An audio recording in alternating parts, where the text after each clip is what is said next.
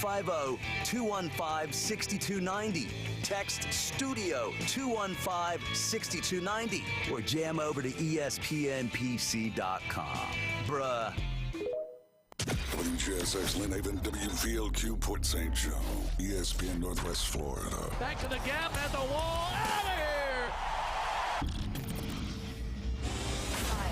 5, 4, 3, 2. Stand by. On my mark. You survived the workday. Now survive the truth. Don't you want to have the best 12 teams in college football playing each other? It's time for the hardest hitting 2 hours on the Panhandle. I love it! You're coming through! You got it, baby! Now into the huddle with Paul Wilson on the Sports Blitz. It is a joyous day. I love your show. From the Emerald Coast to the edge of the atmosphere. You gentlemen lift us up every day. 104.3 ESPN Northwest Florida. What it do, people? It's the homie Lil Cash. Right now you tuned in with Paul Wilson on the Sports Blitz. 104.3 ESPN, Northwest Florida. The hottest sports show in the South. Let's go. It's Lil Cash with another hit with Paul Wilson on the Sports Blitz. Where they talk trash and they talk ish. When it comes to sports, man, they too legit. It's 104.3 ESPN. If you love sports, better chime in. NFL, college, local sports, they got it. NBA, they got it. Sports Blitz, the topic. The show hottest wasabi. Better tune in and go watch it. Hey, Sports Blitz with Paul Wilson. If you even tried, you can't stop it. Bone Crusher gon' pop it. No Jeff gon' pop it. Go like, comment, subscribe, and share right now. It is Monday, and we are live and local right here at 104.3 ESPN Northwest Florida. It's the Sports Blitz with Paul Wilson on this beautiful Monday right here in Panama City Beach. We're so glad to have you join us today. Don't forget, tomorrow night, the Braves will be taking on the Chicago White Sox. If you want to be a part of this show, you can be. 850-215-6290 is the way you do that. I want to tell you something that is going on right now, and you can be a part of this. It's the Lone Star Boyle House Daily Double, and it starts today. And what you do is you go in and you open the ESPN Northwest Florida app and smash the Enter Contest button. Every day, a chance to win two, not one, but two $25 gift cards for the ultimate local seafood hookup, fresh shrimp, Royal Reds, and all things crab. Tap the app, win the eats, get ready to eat like a local with the ESPN Northwest Florida app. So there you go. You can go in and open the ESPN Northwest Florida app, hit the button, and every single day there will be a new contest. So if you don't win today, you can win tomorrow. If you don't win on Tuesday, you can keep trying to win all week long. So $25 gift card times two, so 50. My math's pretty good. I'm from Mobile, Alabama, so I know what I'm talking about when I'm talking about math. But either way, speaking of Mobile, glad to have Brian Haddad in the building. Brian, how are you doing? Good. So, Brian, you've been out and about doing a lot of stuff. What's been going on with you? Where you been? I was in Biloxi again. That's a shocker. Not doing my Brendan Sorsby impersonation this weekend, but I mean I did do a little of that. But we had a card show over there again, which was nice, and it was a pretty big one. 2 days, and picked up a lot of cool stuff. But it was a good time. Definitely saw a lot of State and Ole Miss fans walking around, and we're talking a lot of college baseball as all that was going on. Wasn't as good for my half of the Mississippi run there, but congrats to Ole Miss for going through, and so it was a good weekend. But yeah, and I actually came back with a little more money than I left with, which is not often the case. So there you go. Well, that's good. As always, we talk about everything that has come out. There's no bigger story than what you alluded to, Sorsby being allowed to participate in the 2026 season. I'll read it to you just so we can have it out there so everybody can understand. The judge in district court in Lubbock County, Texas, has granted the injunction requested by Texas Tech quarterback Brendan Sorsby, set to be eligible for the 2026 season. And right off the gate, you like it, you hate it? I don't like it at all. I think it's very easy to, and I think what's happening is a lot of people have been disgusted with the NCAA for so long for letting things go. Yeah. That now when they actually are trying to enforce things that I think a lot of people believe in, that there's such a natural reaction to say, you know, to heck with the NCAA, they're the all-time villain. But I think they are trying to do the right thing. You have to protect the integrity of sport. And, you know, this isn't a kid who's 19 went and lost a bunch of money on the craps table. Right. This is a kid who bet $90,000 on college football, the sport in which he plays. Also made several bets on the team in which he played for. Doesn't matter that he wasn't the starter. There are very clear that there's no way that's gray to anybody. In fact, that's not what they argued. They didn't argue the rules were unclear. They didn't argue any of that. What they argued was that the NCAA did not sufficiently consider the damage this could do to Brendan Sorsby, both financially and to his mental health. And I don't want to seem as if mental health worries aren't something that I'm sensitive to. But when we're talking about law, right, we can't keep going, well, you know, if he didn't get to play college football again, that would make him feel bad. Right. I'm sorry. Yeah. Actually, I'm not. You know, what's that saying? Blank your feelings? Yeah. That's kind of the way I feel in this. Because, look, like I said, this is as clear a delineation. We've known this since back to the Black Sox. Yeah. Over 100 years ago. You don't bet on sports in general, but you certainly don't bet on the sport that you're playing, and even further, you don't bet on the team you're on. Yeah, he got them all. He checked all the boxes. You don't do that. It is as clear a line as there is, and the fact that we're considering, this would do harm to him financially and that he can't play next year. Well, if I went out and got drunk tonight, hit and killed somebody, and I went to jail, you telling me that I could argue that you can't send me to jail because that would affect my ability to earn a living? No, I should go to jail. It would hurt my feelings and my mental health would suffer. Yeah, it would by going to jail. It's my own fault. There's got to be consequence for action. The law should not be based on emotions and feelings. It should be based on logic and law. Yeah. Period. So, yeah, I've got a problem with it. I'm sympathetic to it. Do I think there are people who really have difficulty dealing with the impulses of gambling? I do. I know some of them. Doesn't change the fact that there has to be consequence. Yeah, has to be. So I think it's a really bad ruling. $90,000 wagered over 4 years, 40 bets involving Indiana while on the Hoosiers roster, and then 35 days in a gambling rehab clinic is all the things that he's done. So I agree with you. I just can't believe the fact that here we are again. And see, this kind of goes back to what we have been talking about, where, you know, a lot of what Coach Saban, he got a lot of grief over going before the committee, the Senate committee last week, and talking about, you know, cutting some of this and taking, you know, this out and moving this and doing this. And this kind of all, for me, kind of goes together with the NCAA is broken. It is not right. It is not because we've allowed the court system to get involved in something that's a governing body that's not governing. It's so ironic. We have the NCAA, who nobody in the world trusts. Now we've moved everything to the court, who nobody in the world trusts. And ultimately, where's it going to end up? In the Senate. Congress. Or where we don't trust anyone. I mean, do we want to bring the media into this somewhere? I mean, I'm trying to think of the least trustworthy things that there are out there. Here's the other thing that bothers me about this, the more I'm thinking about it, is, and my shirt was white before I read this ruling, by the way. I'm getting a little angry. But the other problem I have with this is if you take it to court, it should be whether or not the penalty, you know, in and of itself was clearly communicated, was broken, was whatever. What I don't like is the court, what they really did was said, you can't ban him indefinitely. You can do 2 games. Wow. What position of the court is it of that to get into what the penalty for breaking the rule is? Their role should be, did he break the rule or did he not? Was the rule clearly stated or was it not? Not, we just don't like your punishment.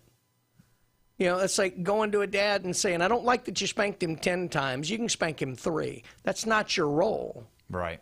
You can say you can't hit a child. I know we got plenty of people who disagree with that, but at least that's about, the thing.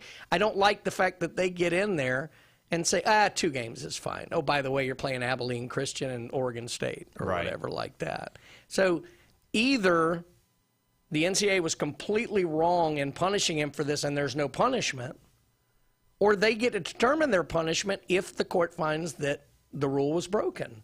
I don't like that they're getting involved in things that clearly aren't meant for them. I just don't understand why we can't have black and white. Everything is black and white, written.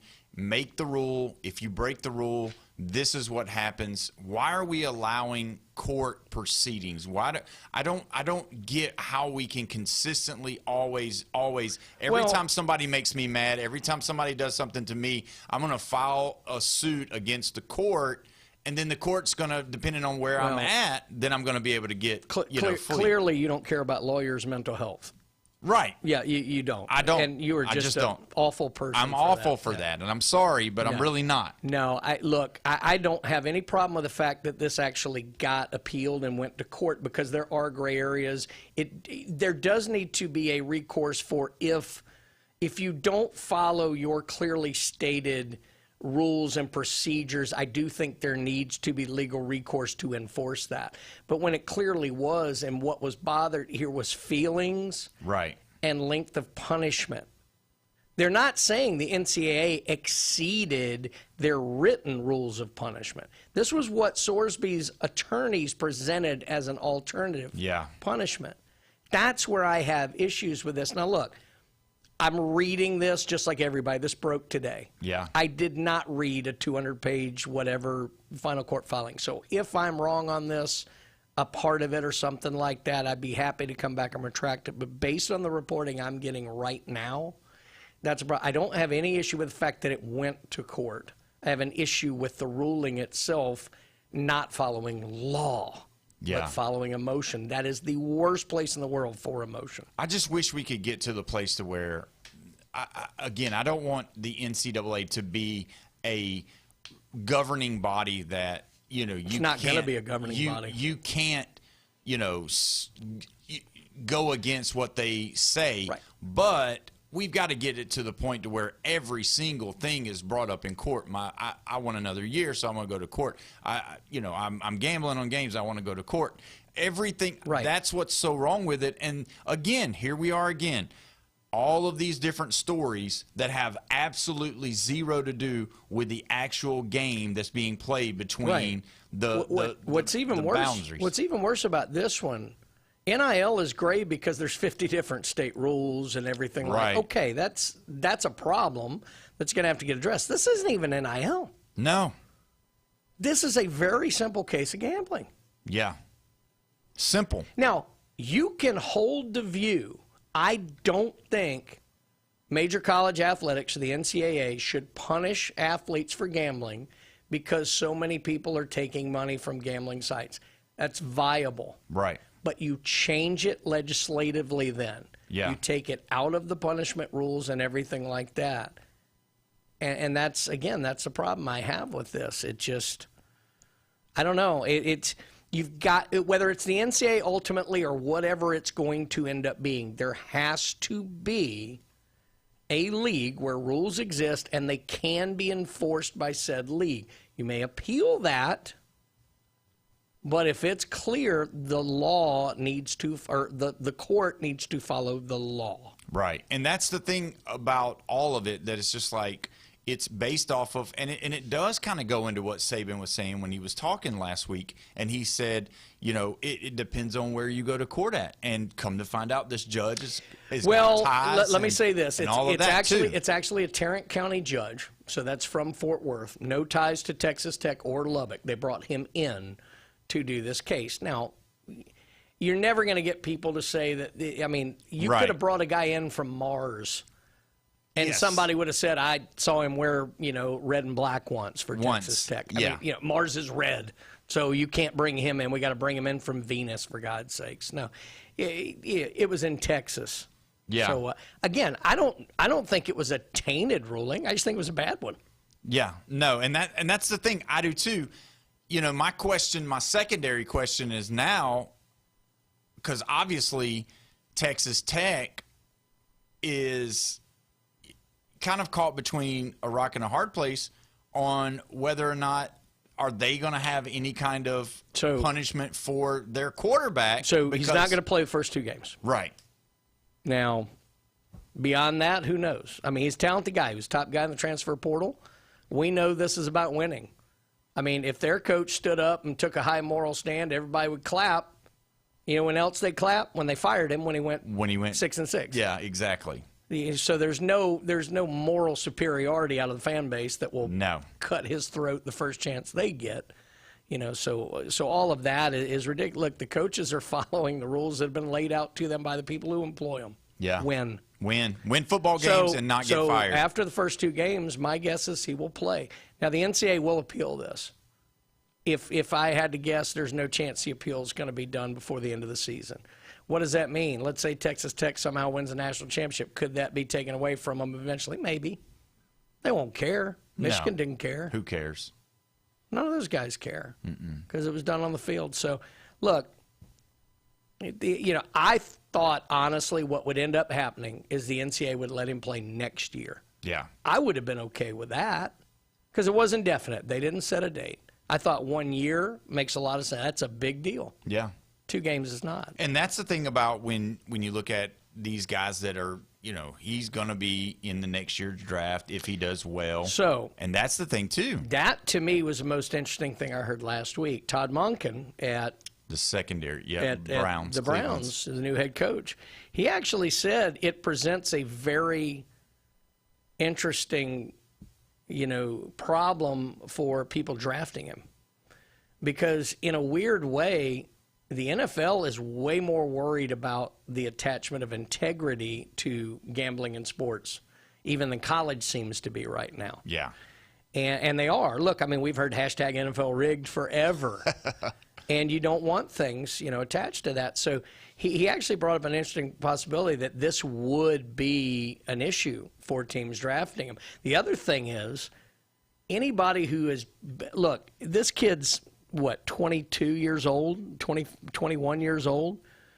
He's laying 2,900 bets, totaling more than $30,000 his first 2 years in Indiana when he was, 18 and 19 years old, yeah. So beyond the fact of betting on sports and the integrity, this, that, or the other, they're probably worried about a kid who is that erratic in general. They do these Wonderlic tests. Yeah. That's a big part of that. So, yeah, I mean, his ability to go onto the pro level might be tainted by this, ironically, more so than college guys. So now is Texas Tech a viable entity to where Sarkisian now pulls back and says, you know what, you got Sorensby now, so our 3s and 4s can't beat you. Maybe our 1.5s and 2s can beat you. I think they're good enough. He can be a difference maker, but they were already a really good team. I mean, this is a playoff team from a year ago. I know they lost some defense. Yeah. They spent a lot of money. Yeah. They're spending SEC money. They're about the only guys outside the SEC and the Big Ten that are. So, no, you can't 3 and 4 them. Yeah. But Sorsby makes them better than anyone else they had on their roster. Let me ask you this. You might know this answer better than I do. We got a text message in from Don. Don't you have to be 21 years old to bet? Theoretically, sure. I cannot say that I know every state's rules on that. I believe gambling is 21. Yeah. I can't say with 100% certainty in every state. Well, that's the thing that Don was wanting to know, and I didn't know the answer to that because I was like, well, I don't know. So let me ask you this. Let's move into this part of this whole thing. Because the NCAA really just kind of laid it out there, lost in court again, they're going to, come back and fight it, I'm sure, but it's going to get lost in court and do this and do that. We had the Alabama stuff with the G League players. We've had, you mentioned the Michigan stuff. Are you going to see more colleges now not self-report anymore because let the NCAA find it and then do what they want to do and then basically just go to court and figure it out later instead of self-reporting? Because there's really no reason to self-report anymore when you have that. Yes and no. It is, because if you self-report, it gets it going quicker, and your chances of winning on appeal apparently look pretty good. The thing that used to be the scarlet letter in college athletics, the thing that would really get you in trouble, lack of institutional control. Right. That was the phrase that scared people. Yeah. So self-reporting was always the best option. Even if it meant you were going to get a harsh penalty, it was never as bad as lack of institutional control. Real quickly, back to your thing about the legal. We don't know that these were legal bets. These could have been, Guido bookie bets like I was making in college, Right. Everybody knows, that. Look, the Black Sox thing, those weren't legal bets. Mm-mm. So I don't know that. Now, again, it could have been. I don't know the state rules. But we could be talking about illegal betting with just some bookie guy. Like right. that. And it's still a problem. But there isn't some kind of way to go back and get him for when they discovered if it was against the law? I don't know if there's statute limitations on those things or not. I know they typically don't prosecute people. Now, this is more than most people bet. This isn't you betting $200 in college, but typically they don't really go after that as much. What they try to do is they try and take down the bookies, eventually. So. Yeah. So is this going to be a problem moving forward for him? 30 days or 35 days in a gambling rehab, is that going to solve his problems? Because why not? We know that it solves everybody in Hollywood's problems every time they mess up. He signed with Texas Tech for a couple, at least $3 or $4 million. So he's got plenty of money, now. Every time everybody in Hollywood messes up, they go to rehab and they're great. Fixed. They never mess up again. Fixed. All the way fixed. Yeah. So Brendan Sorsby is going to be focused. I don't know. He's going to be a focused honest quarterback. God, I hope he does get everything straight. It's not so. I don't have any issue with gambling, legalized gambling. Hell, I was doing it this weekend. Right. I do have a problem with problem gambling, and clearly this kid has one. Yeah, because he was betting on pitches. So I hope to God he. I'm not going to say gets better, because I still think it's a conscious choice. Right. I hope he understands that there should be consequences to your actions. My problem with this is I don't know if that's a lesson he's going to learn. Yeah, there's no lesson learned. But either way, we're going to come back. When we get back, we'll talk a little bit more about some of this stuff. And we'll dive into a lot more. Hang in there with us. We got NBA. We got college baseball. A lot of stuff to talk about. You're listening to the Sports Blitz. Paul Wilson right here, 104.3 ESPN, Northwest Florida. ESPN, Northwest Florida. The Sports Blitz. Man, I am so surprised at how many people want the mall back. People love the Panama City Mall. Yeah, perfect place to go for a walk on a hot summer day. What do you mean? You're inside. You just walk around? I thought that's what older people do. Laps. Yeah, I'm a mall walker. The Sports Blitz. Live and local, weekdays, 4 to 6. ESPN Northwest Florida. Good afternoon. This is Anna with your weather forecast from ESPN Northwest Florida on this Monday. Partly cloudy the rest of the day with a wind coming out of the south-southwest at 10 miles per hour and 88. Tonight look for very little wind and mostly clouds with a temperature near 77. Tomorrow, a high around 88 and some clouds with a wind 3 to 7 miles per hour. Wednesday, hot with a high of 88 and sunshine. This weather forecast is brought to you by Earthworks of Northwest Florida. Thank you for keeping that dial on ESPN Northwest Florida. Rely on it. Discover the new Kia. Stop by Bill Bird Kia today and test drive the all-new 2026 Kia, where comfort, safety, and technology come together like never before. Explore the new 2026 SUV family that moves you and drive away in a new 2026 Seltos, Sportage, or Sorento that are built to inspire every journey. Craving performance? Feel the thrill in the luxurious 2026 Kia K5 sedan, crafted for power, style, and you. And for for innovation that sparks excitement, check out the 2026 all-electric Kia EV9, a modern masterpiece that's fast-charging, rugged, and roomy. Bill Bird Kia is the original 20-year, 200,000-mile warranty. It's the peace of mind that you can trust. Visit us at 2435 East 15th Street, Panama City, or online at BillBirdKia.PanamaCity.com. Bill Bird Kia, your local community dealer. The 20-year, 200,000-mile warranty is a Bill Bird Kia warranty. See dealer for details. Lone Star Boil House and Sports Bar, where the locals go for the best boiled seafood around. Crawfish, shrimp, red royals, and everything crabs. Watch almost every sporting event in the country on their huge outdoor jumbotron. Follow them on Facebook to stay up to date on weekly events, live music, and food and beer specials. Lone Star Boil House and Sports Bar, your home away from home for sports, good times, and great food. The best boiled seafood. Lone Star Boil House and Sports Bar, 320 West 5th Street, downtown Panama City. We're giving away double the boiled seafood. All yours just for tapping your phone. It's the Lone Star Daily Double Boil. Daily Double Boil. On 104.3 ESPN Northwest Florida. Just open the ESPN Northwest Florida app and smash that enter contest button. Do it now. Do it now. It's a daily chance to win 2 $25 gift cards. Winning for the ultimate local seafood hookup. Mouth-watering shrimp. Buttery red royals. All things crab. Tap the app, win the eats. Get to clicking on the ESPN Northwest Florida app. The Lone Star Daily Double Boil runs June 8th through the 19th, courtesy of the Lone Star Boil House, downtown Panama City. One prize per listener. Winners can claim prizes at ESPN Northwest Florida, 204 Ellen Lane, Suite B, Panama City Beach. The ESPN Northwest Florida app is available at Google Play and the Apple Store. The sports world is a battlefield of opinions. Auburn's got a serious problem. And every day, Paul Wilson brings the heat, the fire, and the definitive take. They are not finding ways to get him the football. Don't just follow the headlines. But they lost 2 road games, and these 2 teams are ranked number 5 and number 6. Be a part of the story on the Sports Blitz. 104.3 ESPN Northwest Florida.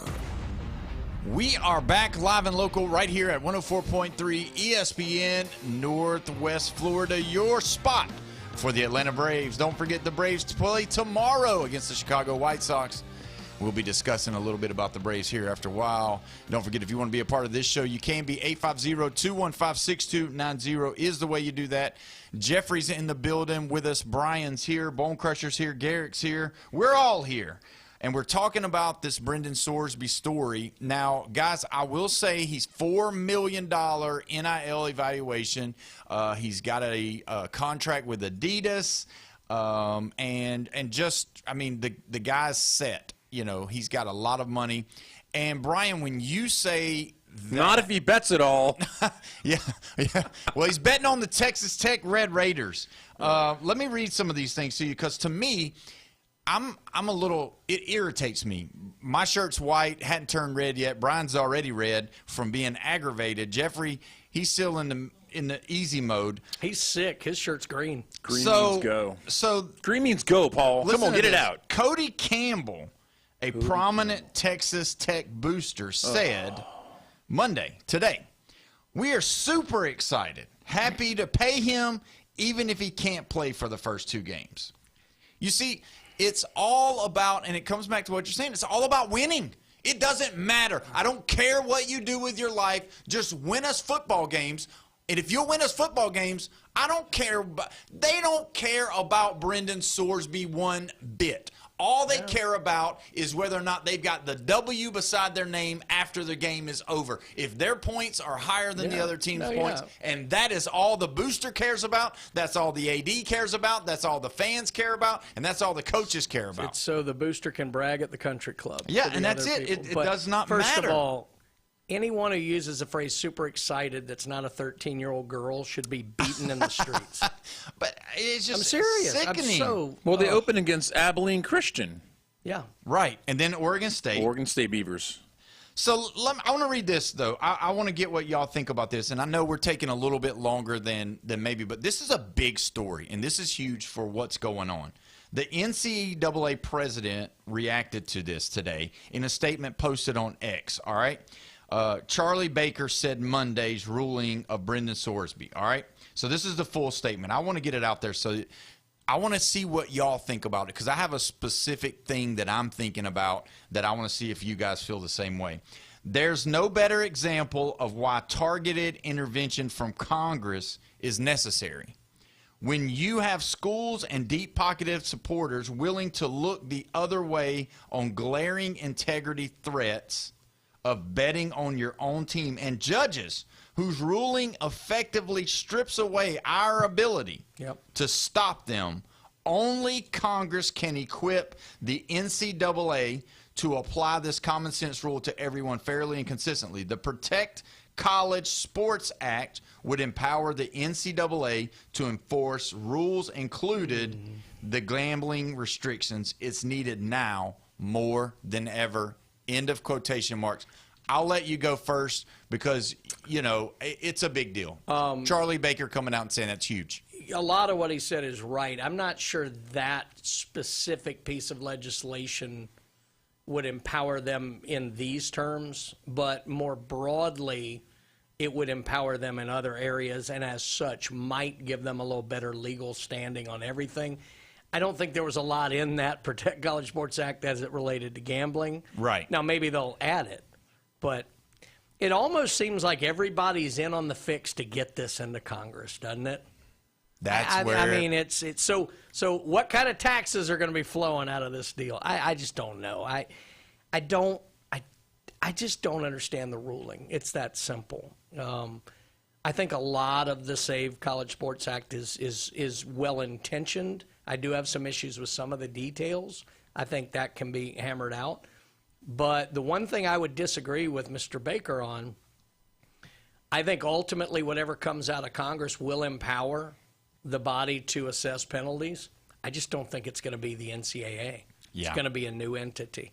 Yeah, and that's what I'm worried about. Jeffrey, you've been a big proponent against this whole thing going into Congress. You've talked about how you felt like Donald Trump needs to keep his hands out. You felt like Nick Saban, you know, going in and saying it, what we talked about last week. How does that make you feel hearing that Baker, who's the head guy of the NCAA, is saying, hey, we got to do this. Our hands are tied. We can't do anything. You know, Big Brother's got to step in and help us. Where do you see this going? This is the dumbest thing ever. This is the dumbest thing that happened today, and I've seen a lot of dumb things today. Because we're talking about integrity, and we're running to politicians? Yeah. What in the world are we doing, Paul? Yeah. Yes. They have no integrity. Donald Trump cheated on 3 wives. Yeah. Where's the integrity here? He's got consistency. He's got consistency, and that's not what sports is about. It's not about consistency, and it's not about integrity. You know, come on, man. No, don't even go to Congress. This is just stupid. And in the courts, you know, ruling, I don't care if the guy wasn't a Red Raider or whatever. Get the courts out. Get the courts out. They got to go. Well, how do they do it, though? NCAA has all the power. If that team doesn't want to abide by NCAA powers, your games don't count. See, but Abilene Christian, done. Oregon State, done. You can't win the Big 12. We will not give you an automatic bid. Your whole conference, if you allow this team to be involved in your activities. Let me tell you the one problem with that. That makes total sense except for this. Yeah. You know who does not technically run the college football playoff? The NCAA. Right, correct. The college football playoff. Basketball, they'd have more control. Yeah, oh yeah. And that's the biggest part. That's the problem.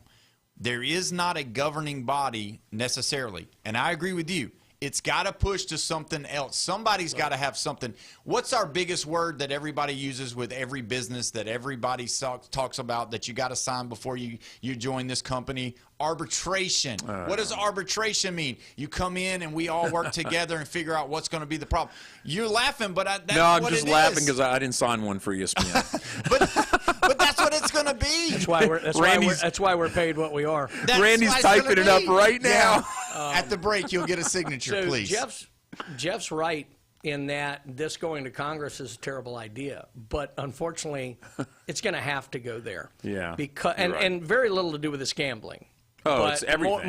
No. What I'm saying is, this specific case is not why this is going to have to go to Congress. It has to go to Congress because as soon as we cleared the threshold of paying them, which I do think we'd gotten to the point where that was a necessity. Now you're getting into laws, you're getting into equal protection, you're getting into right to work state. You have a lot of issues. That's why all the professional sports leagues have congressionally issued. Correct. Why did the phrase just leave me?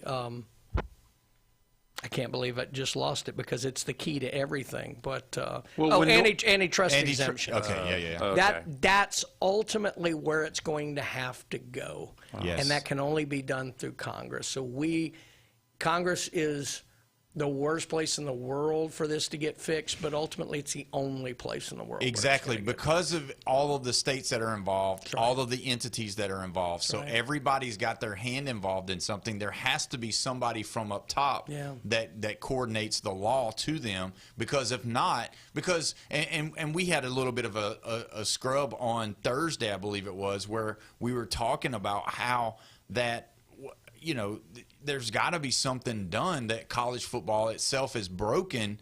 And I said it's not broken. Right. You said it wasn't. I said it was. It's a matter of opinion whether it's broken or not. But for me, the ways that it's broken is that every time you turn around, if I don't like something, I'm just going to sue and take you to court, and then it either gets overturned or held up. It depends on where it's at, who said it, and who's doing it. And that's why it's like it's kind of what you're saying, Brian, is that we've got to figure out how we can get some type of order. Yeah, Congress is not going to be able to come fix it. And I know you're messing around when you're talking about, but I mean, look at all of these coaches that are teaching these young men. How many wives have they had? I mean, Brian Kelly left his wife while he was in LSU. So I mean, look at what Ogeron did to his wife. I mean, but here we go. Throwing more. Right. But and that's what I'm saying. We're talking about accountability with the actual following the law of what they're doing. And this one, to me, kind of steps outside of what you're talking about with the NIL and all the things that Saban even was talking about. Nobody was really talking about gambling,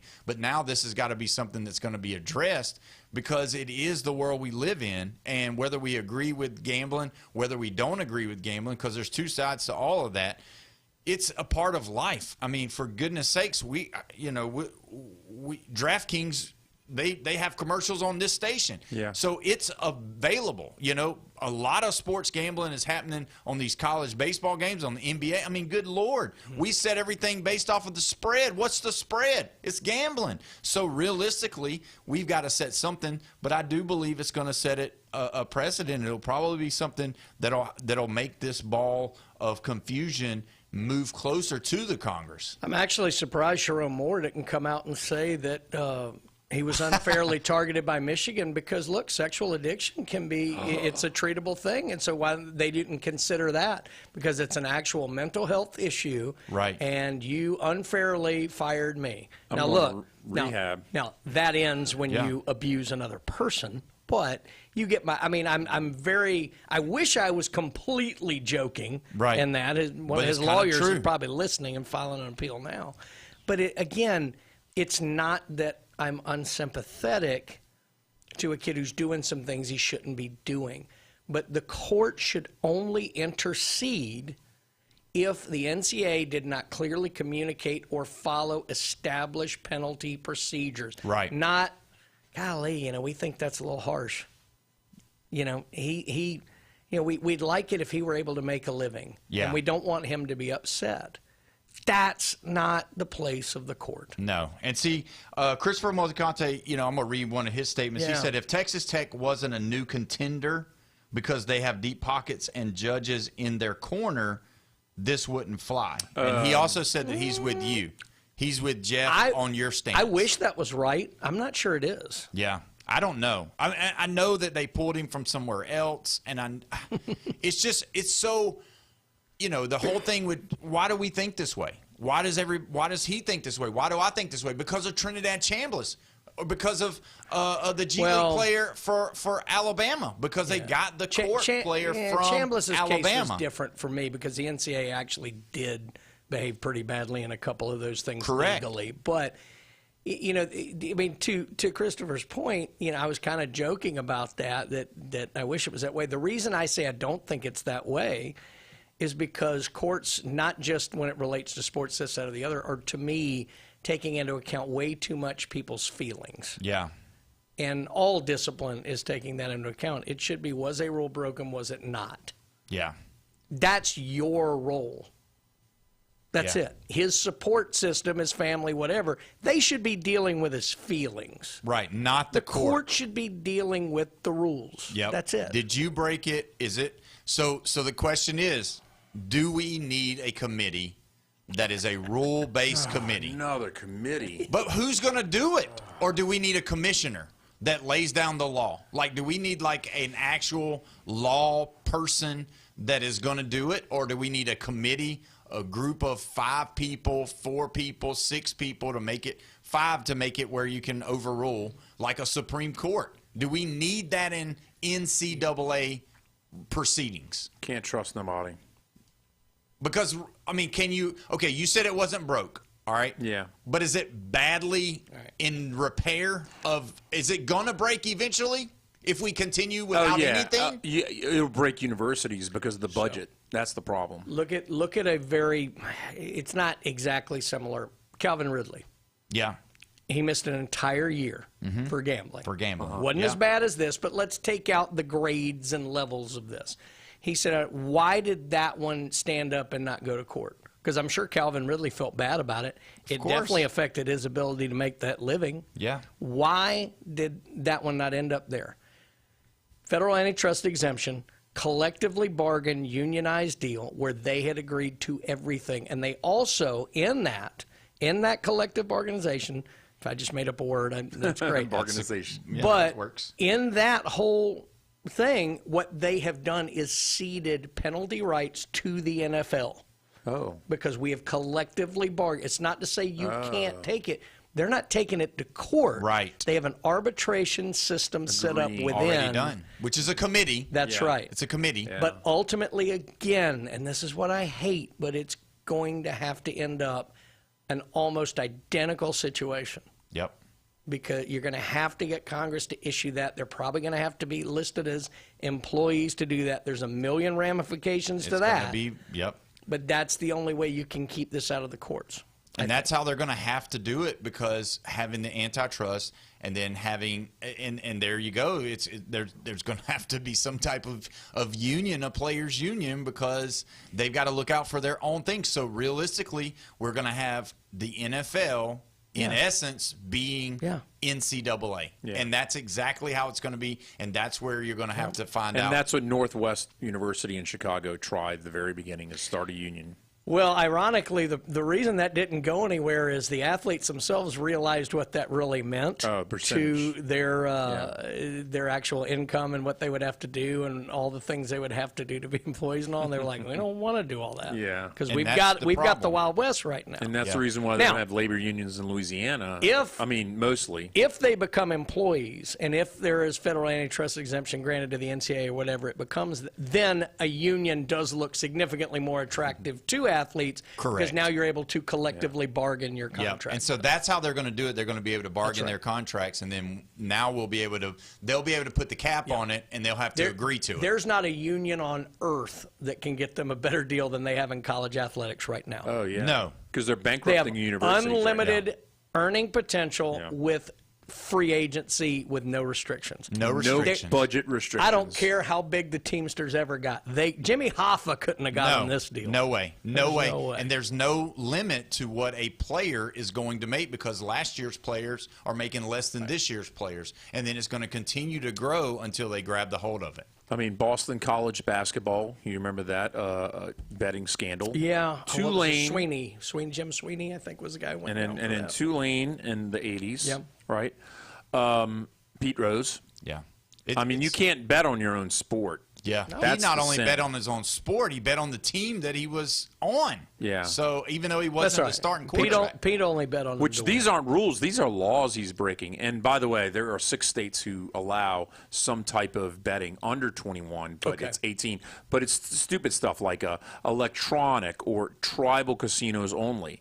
And it's Washington, California, South Dakota, Montana, Idaho, and Oklahoma are the 6 states. Okay. So he's Ohio. If he was in Ohio, if he did it while he was in Ohio or Kentucky, it doesn't matter because that's right across the river. It doesn't matter. They don't have it's only 21. Wow, that's crazy. We're going to go ahead and take our break. When we come back, we won't talk any more about this. We'll dive into playoffs. We'll dive into baseball and a whole lot more. Yeah. Who did Brendan Sorsby bet on in baseball? Yeah, I don't know. We'll see. Either way, when we come back, we'll talk about it. You're listening to the Sports Blitz with Paul Wilson right here, 104.3 ESPN Northwest Florida.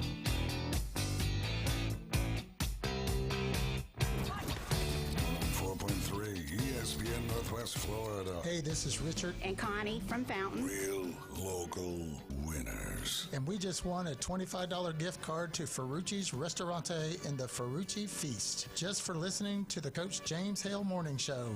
Thanks, y'all. Sound like a bunch of rednecks. Keep listening to Win on the Gulf Coast. 104.3 ESPN Northwest Florida. Hewitt Tire and Auto has been in business in Panama City forever. Locals taking care of locals. From the smallest to the largest vehicles, they do it all. But don't take my word for it. Listen to the experts. Hewitt Tire and Auto, your certified AAA service center and hometown towing. Visit them online at HewittTire.com. On Airport Road in Panama City. 850-769-7323. Hewitt Tire and Auto Center and hometown towing. Are you in need of reliable, secure, convenient self-storage? Too much stuff and not enough room to put it all? Stop on by to Your Storage Units. With a wide selection of climate and non-climate self-storage units, Your Storage Units is sure to have just what you need. From a small 5x5 to as large as a 10x20 and up. Just remember, if you need more space and less clutter, call Your Storage Units 850-252-4309 at 7100 US 98 right over the Halfway Bridge and PCB behind the Taco Bell. Discover the new Kia. Stop by Bill Bird Kia today and test drive the all-new 2026 Kia, where comfort, safety, and technology come together like never before. Explore the new 2026 SUV family that moves you and drive away in a new 2026 Seltos, Sportage, or Sorento that are built to inspire every journey. Craving performance? Feel the thrill in the luxurious 2026 Kia K5 sedan, crafted for power, style, and you. And for innovation that sparks excitement, check out the 2026 all-electric Kia EV9, a modern masterpiece that's fast-charging, rugged, and roomy. Bill Bird Kia is the original 20-year, 200,000-mile warranty. It's the peace of mind that you can trust. Visit us at 2435 East 15th Street, Panama City, or online at BillBirdKia.PanamaCity.com. Bill Bird Kia, your local community dealer. The 20-year, 200,000-mile warranty is a Bill Bird Kia warranty. See dealer for details. 104.3 ESPN Northwest Florida gets results. Here's Alan Watson from Gulf Plus in Panama City Beach. When we first came to Panama City Beach to launch our business, we didn't really have a voice and we didn't have any way of letting people know that we were here and we were new. ESPN Radio has given us a way to reach our audience, which is sports fans, because of being in the golf industry. And we've managed to grow the business while staying on the radio for 6 straight years. So it's been the kind of thing that's really helped us to grow. It's brought in the most business, and it's the thing that we're recognized for and people associate us with. I couldn't be happier with our association with ESPN Radio. To see how 104.3 ESPN Northwest Florida can help grow your business, go to ESPNPC.com and click the contact button. That's ESPNPC.com and click contact. Eat your Wheaties. It's the fastest 2 hours in sports. The Sports Blitz with Paul Wilson. Real talk for the real sports fan. 104.3 ESPN Northwest Florida.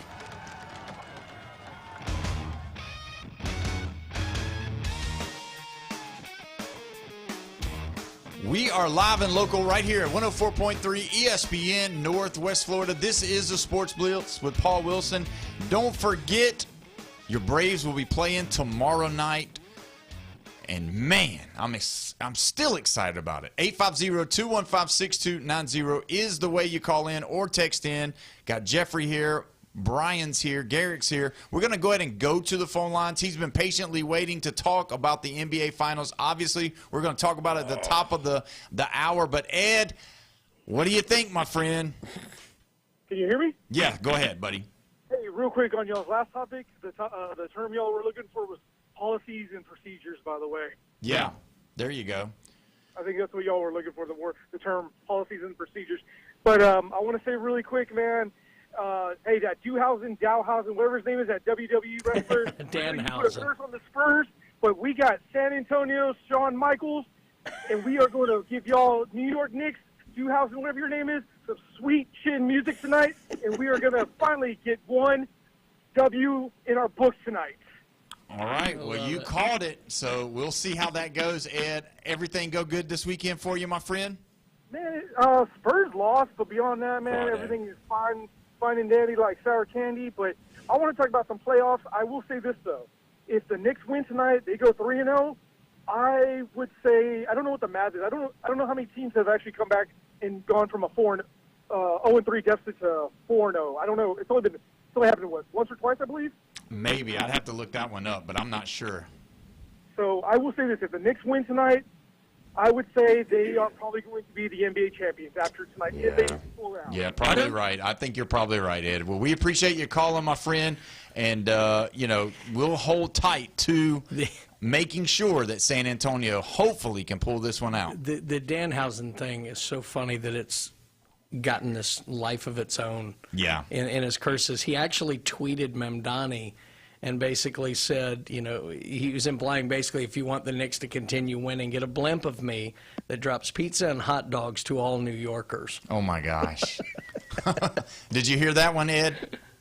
I think we lost it. Okay, we lost Ed. That's great. All right, so real quick before we go into I don't think anybody's ever come back from 3-0. I think it was 3-1, and that was the Warriors and Cavs. Oh, okay. Yeah, I think you're right. I think they did come back from a deficit. And I think that's the only one that's ever been 3-1 that flipped. Yeah. In basketball, that is. Yeah. In the finals. I want to talk about the Braves for just a moment. We got about 7 minutes before the top of the hour. We'll talk about the NBA Finals here in just a moment. But the Braves swept the Pirates. And whether people think that's a big deal or not, it's a big deal. The reason why is because how they did it. 3-2 with the last two games that they did it.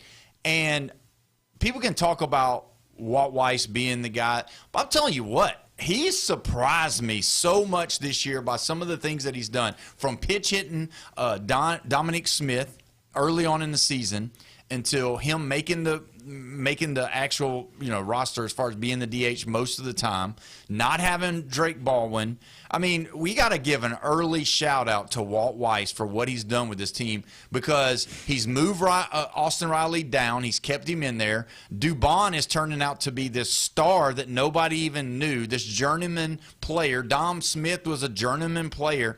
Eli White turns out to be a pretty good player. Yastrzemski, everybody's like, oh my gosh, why would you have Yastrzemski on your team? He hadn't got a hit and just was patient. Now he's batting almost 250, which I get it. Ozzie Albies has seen a recovery. Yeah. I mean, this guy's batting over 300. Olsen's killing it. Michael Harris. Mm-hmm. He just hasn't stopped since the time from last All-Star break. I was going to say, his started a little bit last year. Yeah, it was all the way through from I don't think people understand. Michael Harris was the second worst hitter up until the All-Star break of last year. And the Braves didn't get rid of him. Mm-hmm. They just sent him to their hitting coach and changed the little things, and now the guy is crazy. Last night, or yesterday, he wasn't even in the lineup. Comes in, knocks in, gap double, knocks in 3 runs. Braves go up 3-2 to win the game. Wow. Just that kind of stuff is what Walt Weiss is doing. And it's just amazing because this whole time we've been sitting here thinking, when are we going to pull off a little bit? When are we going to cool down a little bit? And it's like Acuna went 0 for 4. Olsen went 0 for 4. but they found a way to win, and that's the deal. They're one of the hottest teams. Them and the Phillies, they both won the same amount of games in the last 12 games. So the Phillies aren't making any ground, even though they're like one of baseball's hottest teams. You look like you're about to say something. Go ahead and say it. Well, you gave up on this team. You were saying dump this and dump that and rehash and do all these changes. And guess what? I said, steady the ship. Yeah. And that's exactly what he did. And all of his guys have kind of stepped up. It's almost like they need a refresher. As soon as the offseason happened and all that, they all got refreshed. He must be a talker. I mean, he must be talking his team up and giving them the empowerment to do what they're doing this year. And you're right. But they're not just the hottest team. They're the hottest team consecutively, like consistently. Yeah, they're not just up, down. They're like just steady. And you know what? Last year, when June started, I was like, okay, they're going to turn. Remember? Yeah. We were like, oh, wow, they're getting a little momentum, and then it just went right down. Right. And it was a part of it was because of pitching, but now it's like, you know, the pitching is doing, and it's like they know when it's happening. Like if the pitching is having a little struggle, the bats get hot. When the bats get kind of cold, and that's the pitching is really good. All about. And I'm just like, gosh, it's one of those things where are we about to see something with the Braves? And I'm not trying to jinx them at all, but I'm just like, gosh, but man, you're going to do it, aren't you? How in the world, man? We're doing so good. And I will say this, maybe getting rid of Jonah Heim was great, and I did call that. So don't throw me out with the bathwater just because I did say we need to get rid of Ozzie Albies and Sean Murphy. Murphy's not even playing. Ozzie Albies, I was totally wrong with him. The jury is still out on Spencer Strider. I don't know if his stuff is back. Let me ask y'all this real quick. We don't have but about 3 minutes left. Another trade is looming and rumoring from the Boston Red Sox to the Atlanta Braves. Aroldis Chapman. They're talking about bringing Aroldis Chapman to Atlanta. So what do y'all think about that? One of the best closers to ever. He's having a great year. He's a good guy to have in the playoffs because it gives you an option. But outside of that, I think he's so far past his everyday kind of. Well, I mean, no pitchers every day, but he's the kind of guy I understand you picking up at the deadline if you think you're going to make a deep playoff run, just to have another option from the pen. But that's about it. Yeah, I just he's wonder. Fine. I don't have any issue with it. I haven't asked you. Are you on board with possibly if they wanted to get Trout, as long as they didn't give up anybody that's? I don't know that he fits. You think he fits more with other Phillies? teams? Well, if he's coming back East Coast, yes. Because that's who the other team has mentioned is coming back to the Phillies make sense to me if he wants to come back East Coast. I think he's a New Jersey native or something like that. The Phillies to me made sense because I think he fits in with them.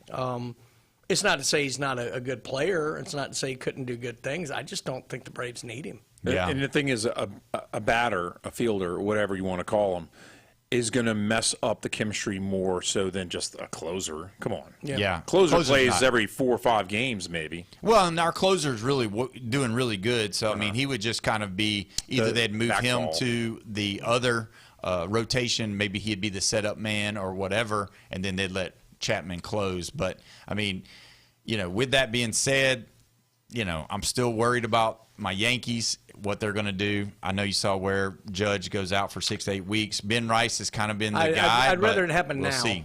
Yeah. Because it sounds like it's something he did in April. Yeah. And he's been trying to get through it. I'd rather it happen now and him trying to get healthy before the run, because I think they're good enough to still make the playoffs. They frustrate me with some of the things. I do think they have 1 or 2 moves up their sleeve around the deadline, but we'll have to see.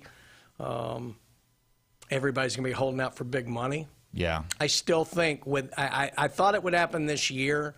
I think by the end of this offseason. I know who you're going to say. Skeens is a Yankee. I'm telling you right now, it's a done deal. There has been a rumor too that Skubal might be in the plans as well. It could be, but I honestly don't think Skubal wants to go to the Yankees. Really? I think he wants to go west. Really? Yeah. Like west, like he might Dodgers? Very well could be. Oh my gosh! Could you imagine Skubal? I've actually heard a lot of that. Wow. Okay. And look, as much as we hate that, if you're the Tigers and you're trying to get anything you can for him, because you're going to lose him in free agency at the end of the year. Mm-hmm. Yeah. Who has one of the deepest systems right now? Yeah, you're right. Dodgers. You're right. Because they can't get in the starting lineup, but they're loaded with prospects. But to be honest with you, who are the Yankees scared of in AL? Nobody. Nobody. The Rays will falter. Yeah. Yeah. Mariners come back, ain't worried about them. Are you sure the Rays are going to falter? Yeah. I don't know. Yeah. We'll see. But either way, we're They going to always go do. ahead and go. They're not deep enough. When we come back, we'll be discussing all of this. We got to talk about some college baseball. We got to talk about some NBA playoffs. You're listening to the Sports Blitz with Paul Wilson right here, 104.3 ESPN Northwest Florida. ESPN Northwest Florida. It's the Coach James Hale Show. You know, it's funny, we actually eloped to the See? Oh, my God. After the fact, all families met because nobody knew each other. There you go. That's cool. That's awesome, Daddy. Weekday mornings 7 to 9. ESPN Northwest Florida. Good evening. This is Joanna with your weather forecast from ESPN Northwest Florida on this Monday. Mostly cloudy tonight with a wind at 2 miles per hour out of the northeast and a low of 77. Tomorrow morning, look for a light breeze and some clouds with a temperature near 86. The afternoon and evening, a high around 88 and some clouds. Wednesday, hot with a high of 88 and mostly sunshine. This weather forecast is brought to you by Earthworks of Northwest Florida. Thank you for keeping that dial at ESPN Northwest Florida. Rely on it. Take the hassle out of pool ownership with Tropical Spas and Pools. Their weekly pool cleaning service covers it all. Water testing, chemicals, brushing, vacuuming, and a full equipment checkup. So you can just relax and enjoy. Ready to upgrade your backyard? They specialize in hot tub spas from entry level to executive models, starting at $6,599. Plus, above ground pools like an 18-foot round starting at just $4,295. Visit Tropical Spas and Pools, 3612 West 23rd Street in Panama City. Are you in need of reliable, secure, convenient self-storage? Too much stuff and not enough room to put it all? Stop on by to Your Storage Units. With a wide selection of climate and non-climate self-storage units, Your Storage Units is sure to have just what you need. From a small 5x5 to as large as a 10x20 and up. Just remember, if you need more space and less clutter, call Your Storage Units, 850-252-4309 at 7100 US 98 right over the Halfway Bridge and PCB behind the Taco Bell.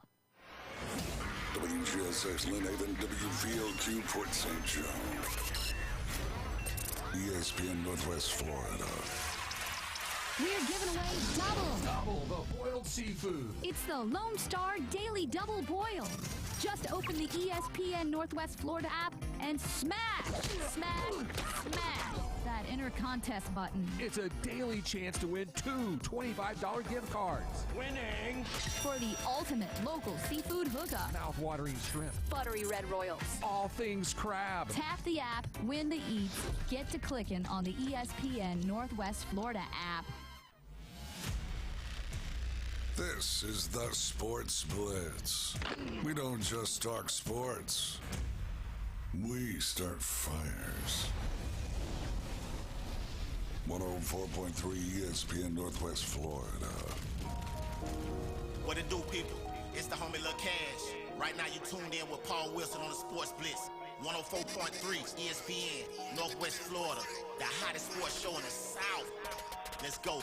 Cause Lil Cash with another hit with Paul Wilson on the Sports Blitz. Where they talk trash and they talk ish. When it comes to sports, man, they too legit. It's 104.3 ESPN. If you love sports, better chime in. NFL, college, local sports, they got it. NBA, they got it. Sports Blitz, the top. The show hottest wasabi. Better tune in and go watch it. Sports Blitz with Paul Wilson. If you even tried, you can't stop it. Bone Crusher gon' pop it. No Jeff gon' pop it. Go like, comment, subscribe, and share. Right now. It is 5 o'clock on this Monday, and you are tuned in to the Sports Blitz with Paul Wilson at 104.3 ESPN Northwest Florida. Your spot for the Atlanta Braves. The Braves play tomorrow against those Chicago White Sox after sweeping the Pirates. We're excited about it. Don't forget, if you want to be a part of this show, you can be 850-215-6290 is the way you do that. And then don't forget today, starting today, all you got to do is go to the ESPN Northwest Florida app, click on the contest, and you can win 2, not 1, but 2 $25 gift cards to the Lone Star Boil House. It's the Daily Double Boil, and you'll get $50, and you can do this every single day. So don't just do it today and be like, well, I lost. No. It's every day this week. So go on and download the app and win the eats, baby, because it's great food over there. They got to stop sending us pictures with these ad deals because I am getting hungry. I know Brian brings food in for us to eat. It's just like what they used to do on College Game Day when they'd bring the food in. He brought stuff in and we would eat. He's moved himself to Thursday, so you're not here. What day is that? Yes, Thursday. So just come on in on Thursday, and we'll all get a Tell part me of I that. won't be here Thursday again. That's right. You can be here. But either way, we're happy to have everybody here. We got to talk about this NBA basketball. The Spurs and the Knicks tonight playing again. I got to go to you right now. You said it. You said if they go 2-0, it's over. You still feel that way? Absolutely. It's over. And I was wrong, though. I also said that the Spurs are going to win game 2. Yeah. You said you'd bet it was close. money. You said you were going to bet money. I'd bet money, but not against the spread. So But that just showed you against how the winner. close I thought it was going to be. But I still said that the Spurs are going to win. And I tried talking Nate off of a cliff because he just sounded so down on Friday before game 2. Yeah. I mean, he sounded awful. Yeah. So You know what's funny? So we've been talking for a long time, and I've been telling you guys how big a basketball town New York is. It is. We're obviously seeing that. What's interesting to me in talking to some friends I have up there and all like that is, so when they made it to the finals, it was like, oh my God, can't wait. Game 3 is going to be, because it was clear they were going to be the lesser of the two teams. And then when they won game 1, it was fine. In a weird way, I know this is going to sound insane. The energy is going to be different tonight than it was beforehand, and because they've won 2, because now it's nervous energy. Oh, yeah. If it was 1-1 or even 0-2, it would be pumped. Let's go. We got to carry our team forward. There is this bit of nervous energy I feel. Now, don't get me wrong. If they win tonight, game 4 is going to be a celebration like you've never seen. Yeah. And there'll be 8,000 cars on fire in New York and whatever. But it's not to say it won't be loud. It will.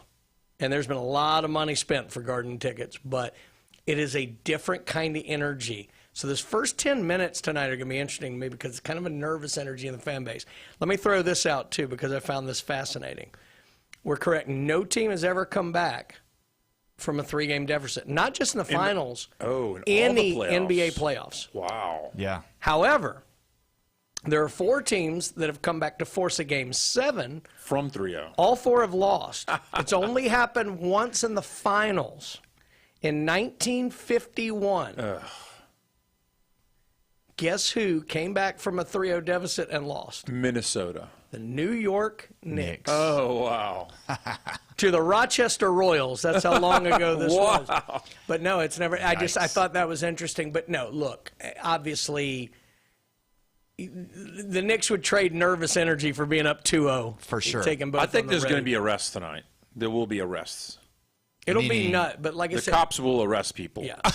And then it won't be an all-out riot. There's going to be rest. I hope we don't get any more stupid influencers running on the court. That's the thing that just drives me crazy. But $1.5 million to be courtside for this game, and it's going up if they win tonight, obviously, because game 4 being at home again. There's a lot of outside parameters. We'll go ahead and talk about it. You got the celebrities there. You got the influencers there. You've got the president who's coming. You got the mayor who's going to be there. First time a sitting president's ever been to an NBA Finals game. This is a big deal.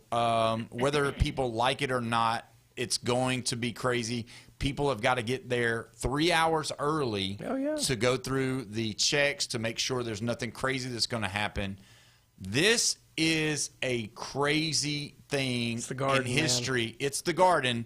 And, people talk about whatever, but, the mayor of New York being there, that's supposed to happen. If a sitting president like Trump is from New York City, he's basically done. I mean, he was in Home Alone, for God's sakes, in New York, right? So, he's going to be there. This game, is it going to break a record for the most watched game in finals history tonight? Will it be the most watched game? Yes. Finals history tonight. But it might be game 4 though. It'll have the most social media impressions. Yes. And clips, but watched game? No, I don't think it will. Wow. I don't think it will. And let me clarify something I said earlier, because probably people going nuts from this, but I think the fan base has nervous energy tonight. Yeah. I don't get that sense from this team. This team's dialed in, man. You think so? One thing that's crazy is that today, right, the Spurs leaving their hotel room, there's people camped out at their hotel room to just heckle them the whole entire time. Not for autographs. We don't love you, Wemby. We don't want to see you, Castle. Heckling them. You're going to lose tonight, boys. Ain't going to be the same. You're going down tonight. 3-0 is the number, guys. Going back 100 years, this used to happen all the time. Like World Series, whatever like that. People would camp out outside the hotel. They would make noise all night, this, that, or the other. They'd set bonfires across the street they would call in bomb threats and things to the hotel. They'd try and get in, pull the fire alarm. It's all gamesmanship. Yeah. Of fans trying to do what they can to support their team. And, it's craziness. This is going to be nuts. It's not shocking. Now, again, I think the Knicks players are dialed in. I think they're ready to go. That doesn't mean they can't get beat. The Spurs are a good team, and on paper they're a better team than the Knicks, and they still are. But just not playing like it. It's going to be a heck of an environment tonight. I just think it'll be slightly different than what I thought it would have been had this been a 1-1 series. Oh, yeah, absolutely. There's a frenzy right now. See, I think the pressure is going to get to the players a little bit. I do think that it's going to be a little bit, you're going to have the jitters. But the jitters are going to melt about 5 or 6 minutes maybe, if they have I'm just saying don't be surprised if San Antonio jumps out early, is what I'm saying. And that they're a little bit more free-flowing and that the Knicks are a little tight. Didn't Trump, first presidency, didn't he go to Alabama-Clemson national championship game? He's been to several Bama so. games. He went to the Alabama-LSU game in Tuscaloosa. I know. Yeah, he did. I think he did go to that championship game. Yeah, I think so.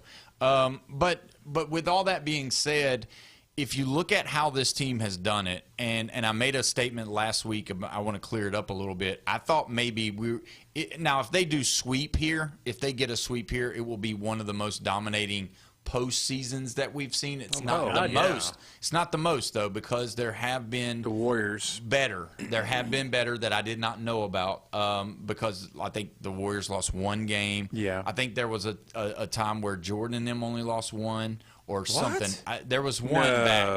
But what I'm saying is that with them being said, as far as having this playoff, this is going to be, if they were to sweep and only lose 2 games, and those 2 games being lost by 1 point each to the Atlanta Hawks, which on the flip side of that, if you're the Atlanta Hawks and you're the only team that's beat this team in the playoffs, do you say we're not that far?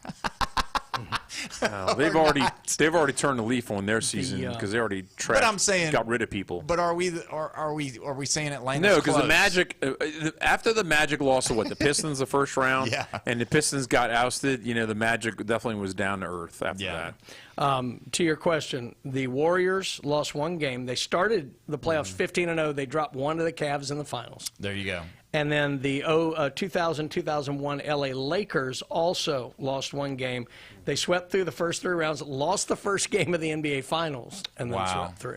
Who did they play? The Philadelphia 76ers? That was 76ers. That was Iverson's. That was Iverson's only time. Yeah, that he lost 1. Yep. And so, I had been thinking that, if they have only lost 2 games, that this could possibly be, but it's obviously, 3rd, 4th, somewhere around that.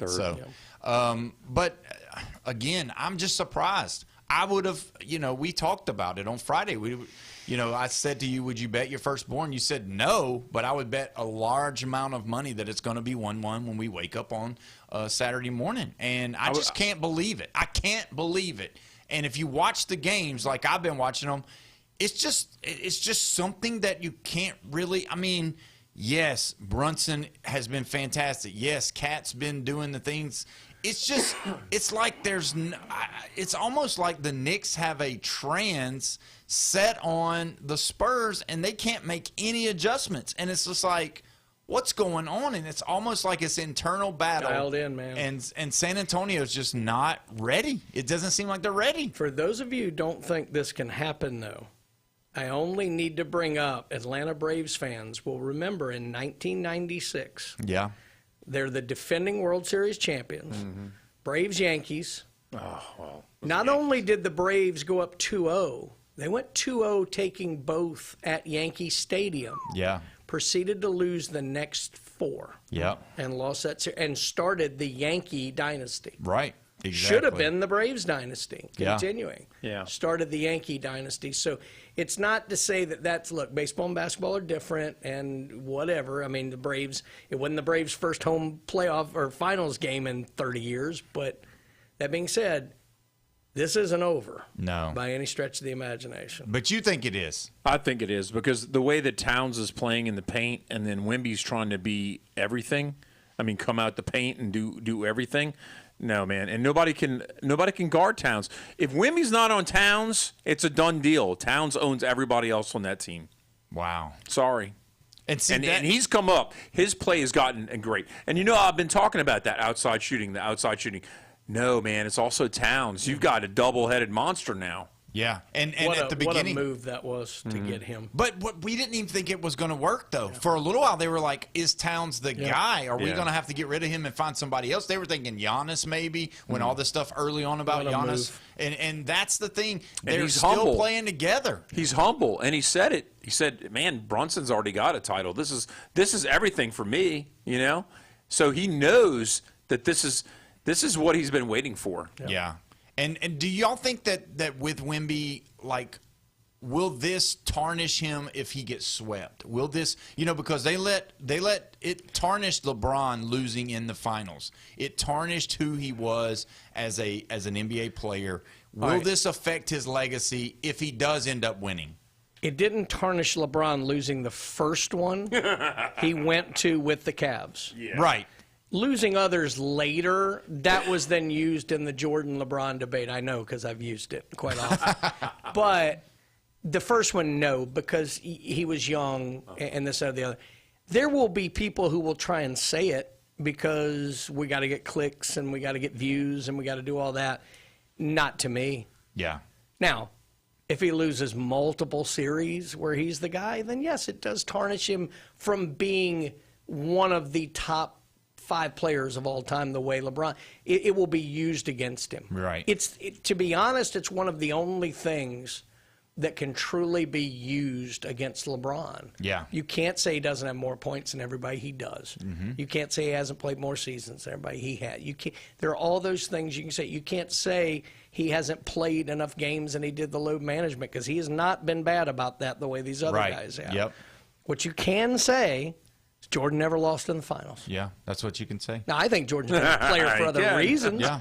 But it's the easiest argument. Yeah. And it's a shame because how many in a row did LeBron go to? It's scary. Yeah. And just to think of the teams that he played against too, though, that were, put together. You know what ultimately people don't like about LeBron, and it's mostly older people. It's not so much that they grew up with Jordan.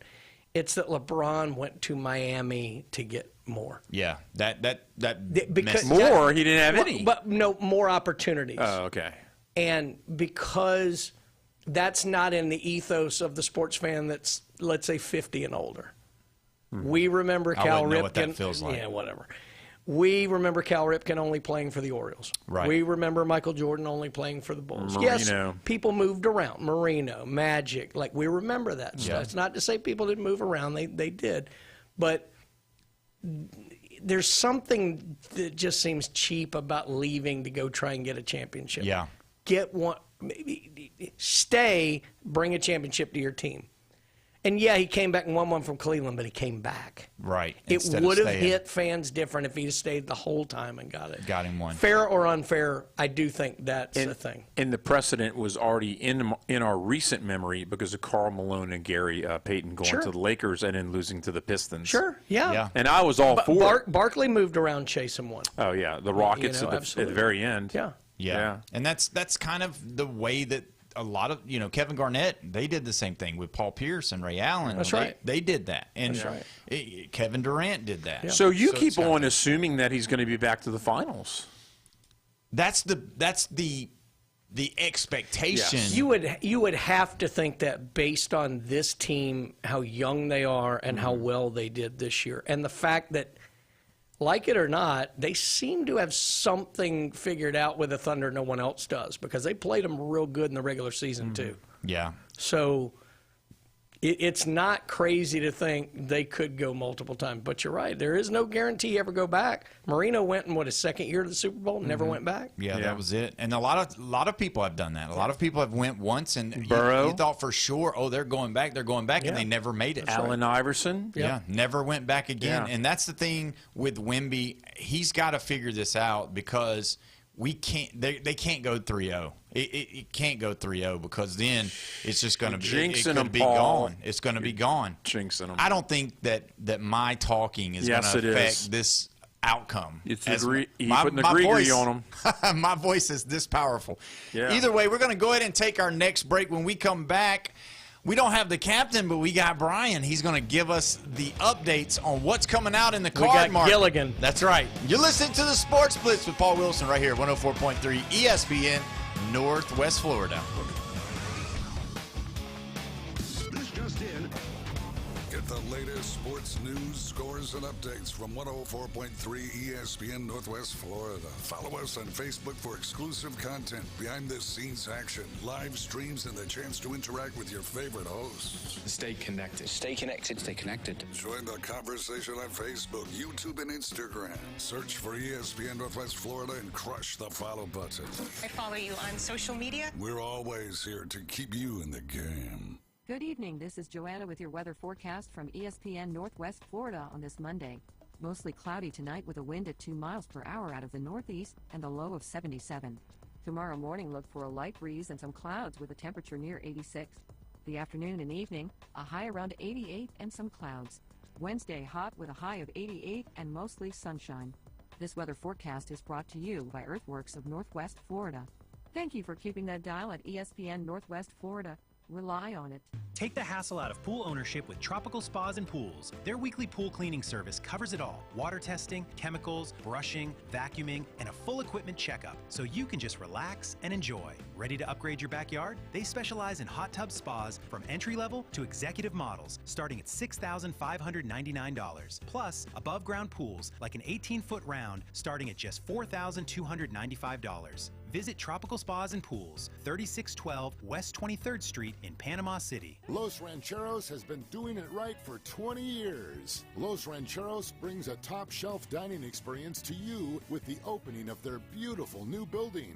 Watch all college and pro games on Los Rancheros' 14 large-screen TVs, with great drink specials daily from 2 to 5, and during all the games. Los Rancheros, the place for live sports and great food, on 23rd Street between Jenks and Harrison.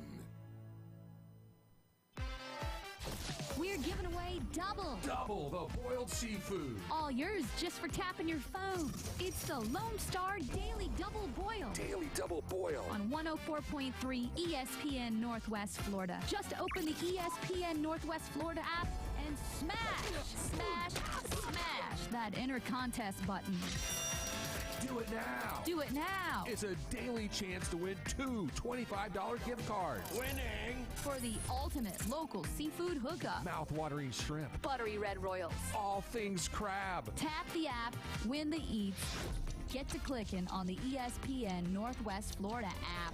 The Lone Star Daily Double Boil runs June 8th through the 19th, courtesy of the Lone Star Boil House, downtown Panama City. One prize per listener. Winners can claim prizes at ESPN Northwest Florida, 204 Ellen Lane, Suite B, Panama City Beach. The ESPN Northwest Florida app is available at Google Play and the Apple Store.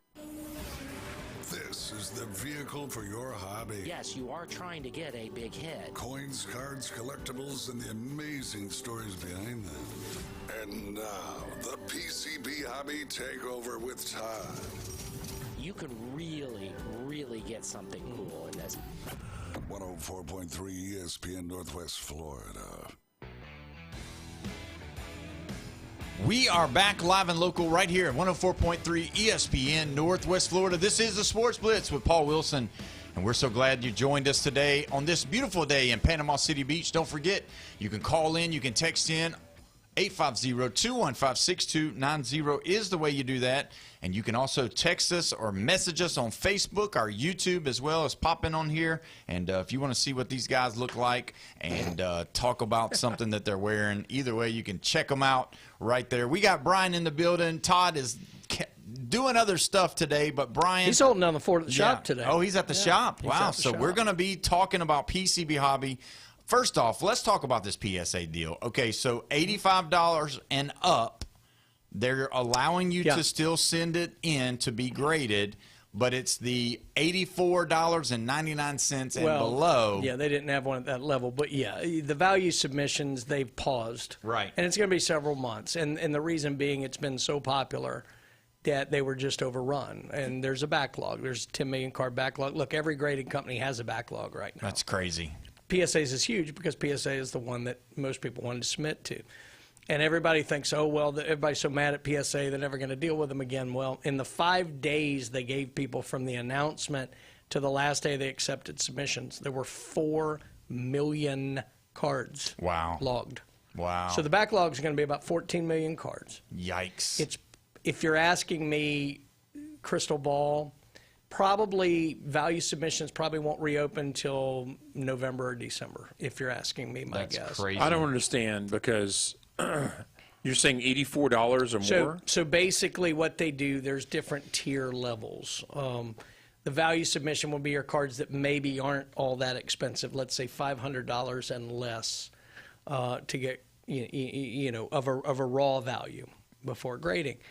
And so if you send those in at $25, $30, whatever it is, $30 I think it was, and then, let's say it's originally a $50 card and it gets a PSA 10, now it's a $150 card. That $30 makes sense to you. But if you're spending $85 on it to send it in and you end up with a PSA 9 instead of a 10, and now it's only worth $70, then you're upside down. So what they're doing by doing this is trying to limit the amount of cards that come in. They are still taking submissions for the bigger cards or at the higher expense level. What PSA wants to do is to slow this down to where they can bring on all of these new graders that they've hired. It takes a while to train them to where they can start doing this. And so we do still submit. It's just only at that $85 express level, which really is intended for cards that are more than $500 in value raw as is. And that's the bigger problem with a lot of the people. What stops people, and this might be just a stupid question, what stops 2 or 3 or 4 or 10 of those guys that used to do it or does it for PSA to just branch off, open their own spot, tell them who they are, give it out, and be like, hey, we can get it done within this amount of time and make loads and loads and loads and loads and loads of money? Or does it require a special or can you just use a magnifying glass? Infrastructure. It's like any business. Yeah. All right, let's say 10 of them go and they start their own thing. And they go, we're going to charge less than PSA, we're going to turn around faster than PSA, and we're going to get this done. Wow. And so they go, great. And 5 million cards show up on their doorstep, and they can process 1,000 a day. Yeah. How long that's going to take? So no, that's the problem everybody has right now. Is everybody thinks, well, PSA's done, we'll just go to CGC. We submit to CGC too. They're on 2 million card backlog. Wow. Beckett's on a backlog. SGC's on a backlog. Everybody's turning around slower because there's more demand than there is expertise to get it done. Also, there's 10 guys going off starting it. They got to get the actual supplies, the plastic, everything, the compressors, everything like that. Infrastructure is why nobody has successfully taken it to PSA. Right. Because PSA is willing to spend more money on the infrastructure to do this at a high level than anyone else. That's not me being a PSA homer. That's the reality of business. They just are, and they're bigger. It's not to say they can't be caught. But you're going to have to invest $200, $300, $400 million just to get close, yeah. And you got to get there with them. And the whole thing is you got to have the people. Yeah. Like you got to be able to train the eye to know what you're looking for. Right. All of those things. That's right. Because it's not just crazy. But when you look at these cards, it's a no-brainer though. Especially, what would you say the number as far as like the price? So if you're a collector and you're out here and you've got some raw cards, and what would be the number that you would say, look, if that card doesn't have the normal stuff off center, bent edges, a good-looking card. There's a good-looking card. What would be the number that you would say, hey, man, you should probably send it in because that's going to be great? There's a lot of people whose rule of thumb is $100 and more raw value because that's where you can really multiply. There's a lot of people who will play it less than that, and they'll play $50 cards, and that's fine. I've sent plenty of $50 things myself because you can really multiple up there too. There are people who will take the chance on sending a $5 raw card because in a PSA 10 it might do 50. And if you spend 30 for it, you've made $15 you wouldn't have made. It's a little riskier because then, to me, what I've always advised people to do is a couple of things. Number one, if you absolutely have to have a 10 to make it make financial sense, don't send it. Yeah. The second thing is I tell them, look, run the numbers.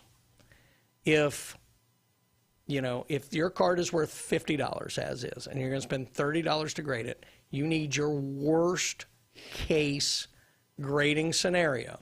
Like, your grader got busted cheating on his wife the night before, and he got kicked out of the house, and like he's in the worst mood he's ever going to be in his life. Yeah. What's that? If that's the thing, like you think it's a 9, but it gets a 7. If a 7 still covers that $30 submission fee for you, then maybe it's worth it. Yeah. But do your research on that.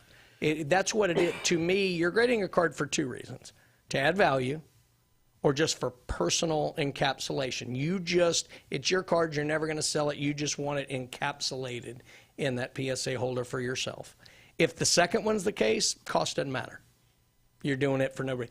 If it's about value, it's like anything else you're trying to make money on and invest. You need to do your homework. Yeah. Worst case scenario covers my grading fee. I'll give it a shot. Let me ask you this: do you think that the card market, as it sits right now, is the strongest that it's ever been? With knowing that people are pulling in those cards because the excitement.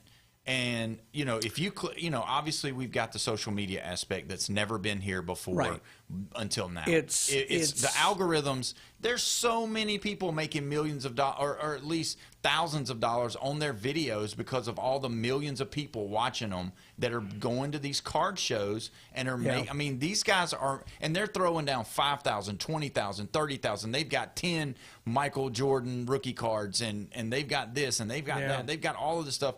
Do you think in your vast career of collecting cards, has it ever, are we somewhere we've never been before with the amount of people that are collecting? Because these kids, they're carrying around briefcases with thousands of dollars in their briefcases. You ain't got to tell me. This is nuts. It's a hard question to answer because there have been different periods. If you use the word strongest, in that case, I would say yes, for a couple of reasons. It was probably nuttier right around 2020, early 2021, coming out of COVID. It was nuttier then for a couple of reasons. Number one, everybody was at home going through their old stuff. You could buy cards and stuff online. And a lot of people, the biggest thing was a lot of people got stimulus money they didn't have immediate needs for. Yeah, true. So it wasn't just people, it wasn't like PPP where everybody needed loans to pay things. Stimulus money went to everybody. I know, I bought a nice TV off of it. Oh my gosh. But my point is, Jeff bought masks. So he's a mask it was wearer. just as nuts, if not crazier then. It was huge late 80s, early 90s. Yeah. Obviously, the numbers are different. Yeah. But if you play it out, it was just as huge, and the reach was probably greater. Is it stronger now? Yes, probably, because when you have so much smart money, and I do mean that, these are people who don't make a living out of losing money who are coming in now. Yeah, and when you have the kind of power behind collectibles that Fanatics has, that's stronger than it's ever been. Now, it doesn't mean it can't pull back. Right. But it's probably, it is 100% every bit as strong now as it's ever been, and it may be stronger now. Wow. Isn't it ironic that baseball has created two of the biggest hobbies because of fantasy football, fantasy baseball, that started with baseball, and then the card market? Yeah, I mean, in a way, the card market existed. Baseball was really the first sport to jump on it, but going back to the old cigarette pack days, some of those old cigarette cards were of horses. Oh, really? Like, Man of War and things like that. They were of just Americana. Now, basketball came around later. Football, really organized football, came around a little bit later. There were pieces of it in the late 1800s. I mean, it had gotten so violent, Roosevelt almost outlawed it. Yeah. But baseball as an organized entity was, but 1880s. Well, 60s really, but yeah, grew up through that, and obviously became huge right at the turn of the century and pre-war. So there was more interest in baseball as truly the national pastime, and then everything collectible is going to follow that. So, yeah, baseball certainly spearheaded that. They definitely spearheaded fantasy baseball. They spearheaded sports on media, on radio, and things like that. So. Now, when they're grading cards, is there like a bell curve? Is like 7 or 8s like more common than Depends. a 9? Depends. So the companies have what's called a POP report, a population report, where you can actually see, let's say 20,000 of this card has been graded. 8,000 have been 5s, and 6,000 have been 6s, and 4,000 have been 7s, and 28 have been 10s. The lower the pop count, typically the more valuable something can become because there aren't as many of the supply and demand. Yeah. There are weird things. There are people who like to put together the run. Yeah. And in the run, it's fairly easy to get a 1. Because you can literally just crumple a card up like that. The 2s are hard to get. Wow, that's crazy. And 3s are hard to get because they're bad. And people want them? If you want the whole run of them. Again, you That's collect so however 10 you cards, want. 1 through 10. Oh, no, it's worse than that because there's half grades too at some of them. There's half grades. Oh, yeah. You go to big Forgot card about shows, that. you'll see somebody with a run of Griffey 89 upper decks. Weird. It's not anything I'd be into, but there are a lot of people who like it. Wow. It's crazy. That's crazy. I have had a guy who's come into our shop for 4 years, and every time he's come in, he's asked me every time if I have a Jerry Rice 86 Topps rookie and a PSA 3. That's the one he needs for his run. Wow. That's a run. Yeah. So tell us what's coming out this week. It's a big week. Yeah. Speaking of baseball, Top Series 2 hits this week. We talked last week about the Mickey Mantle getting hit. By the way, they did release. It is a PSA 5.5. See, they listen to our show. Yeah, they do. Your show. I said it's our show. That's okay. I like you having ownership of it. It's Very well. great. No, I don't want the I'm doing bills. the right thing. I don't want the bills you're going to pass. We're doing the right thing. 5.5, and they released an image of it. So that's good. They did need to do that. I'm glad they've done that. In Series 2, last I had heard, they're going to have a 53 Jackie Robinson redemption and a 54 Hank Aaron redemption. Also, should be the rookies of Murakami. He was in Bowman. This should be his first Topps card. They always put out great stuff, with Topps Series 2. So that comes out this Wednesday. We've got a ton of it. Is it going to be inexpensive, expensive? Yeah, it's paper-based. Look, everything is one person's expensive as another person's cheap. But relatively speaking, it is affordable in terms of as opposed to chromium and higher sets. This is what's called flagship. This is paper. This is lower level in terms of cost. Now, if there's a lot of hype on it, it'll go up, like everything does. But generally speaking, this is one of the most affordable products out there, and certainly wide-reaching. So Series 2 comes out this Wednesday. Also, it's a niche product, but there's people who love it. Gary V. Really? Everybody knows Gary V. He put out a product last year called V Friends. It sold like crazy. What? I think it's insane. I don't understand it. People love it. V Friends is back for this year. What is Topps Chrome this? V Friends. I don't know what you're talking about. It's characters he created. Oh, okay. Wow. And so those come out this Wednesday as well. well. So is that expensive, or what's the deal? That one got expensive last year because no one knew what to expect, and then all of a sudden everybody's like, this is really cool. And it's a quality product. Oh, it's very Is there Topps autographs Chrome. in there? Yeah. Does he? What? I don't understand it. Wow. I just know it's highly collectible. Do you have like is it the same deal as hobby boxes, jumbos? Yeah, I think it was mostly hobby. Might have been blasters last year. I can't remember. I'm looking to see. They'll do blasters, hobbies, and megas this year. So that might be one you might want to put up. Yeah. I mean, that's one again.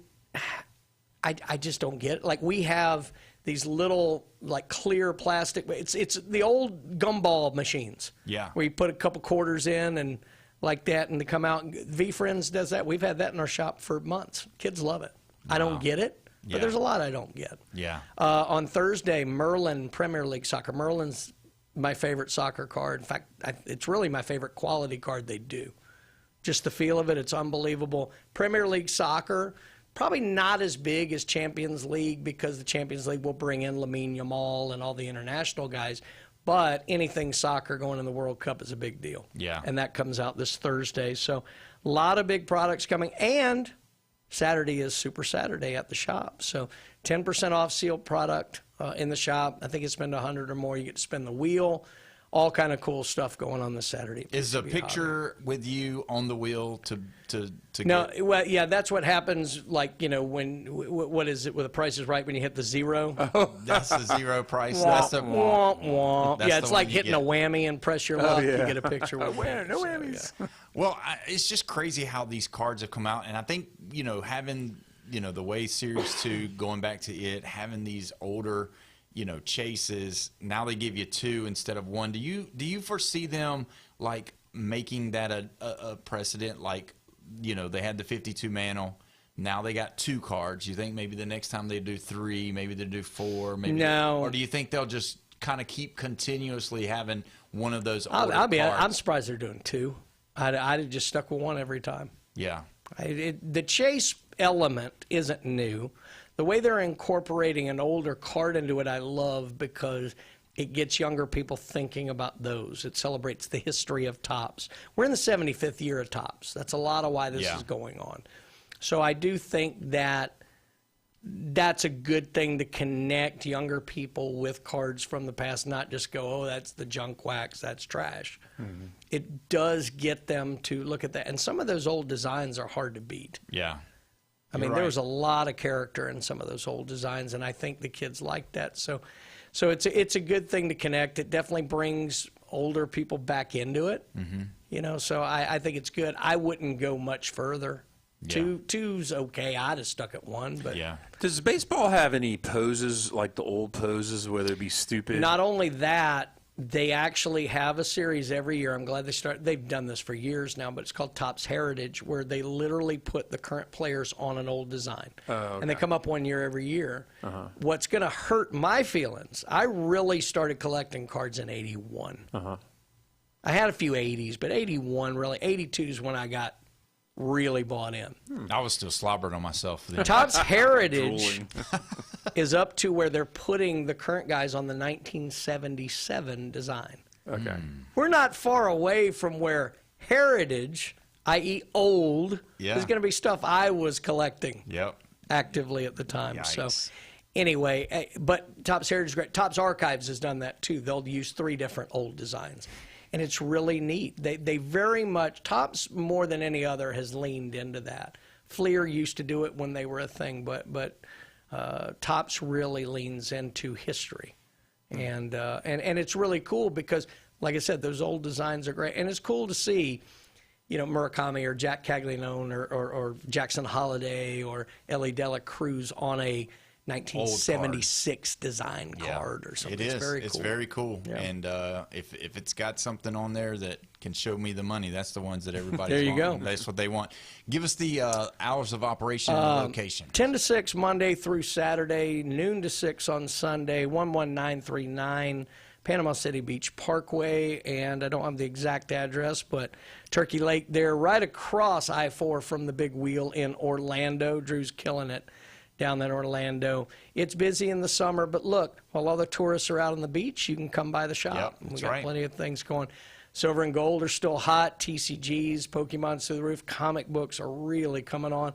there's a lot of cool stuff going on in collectibles. So yeah, you can spend a couple of hours in there just looking at all this stuff, and it's great. The earthquake was felt at Disney World today. Oh, wow.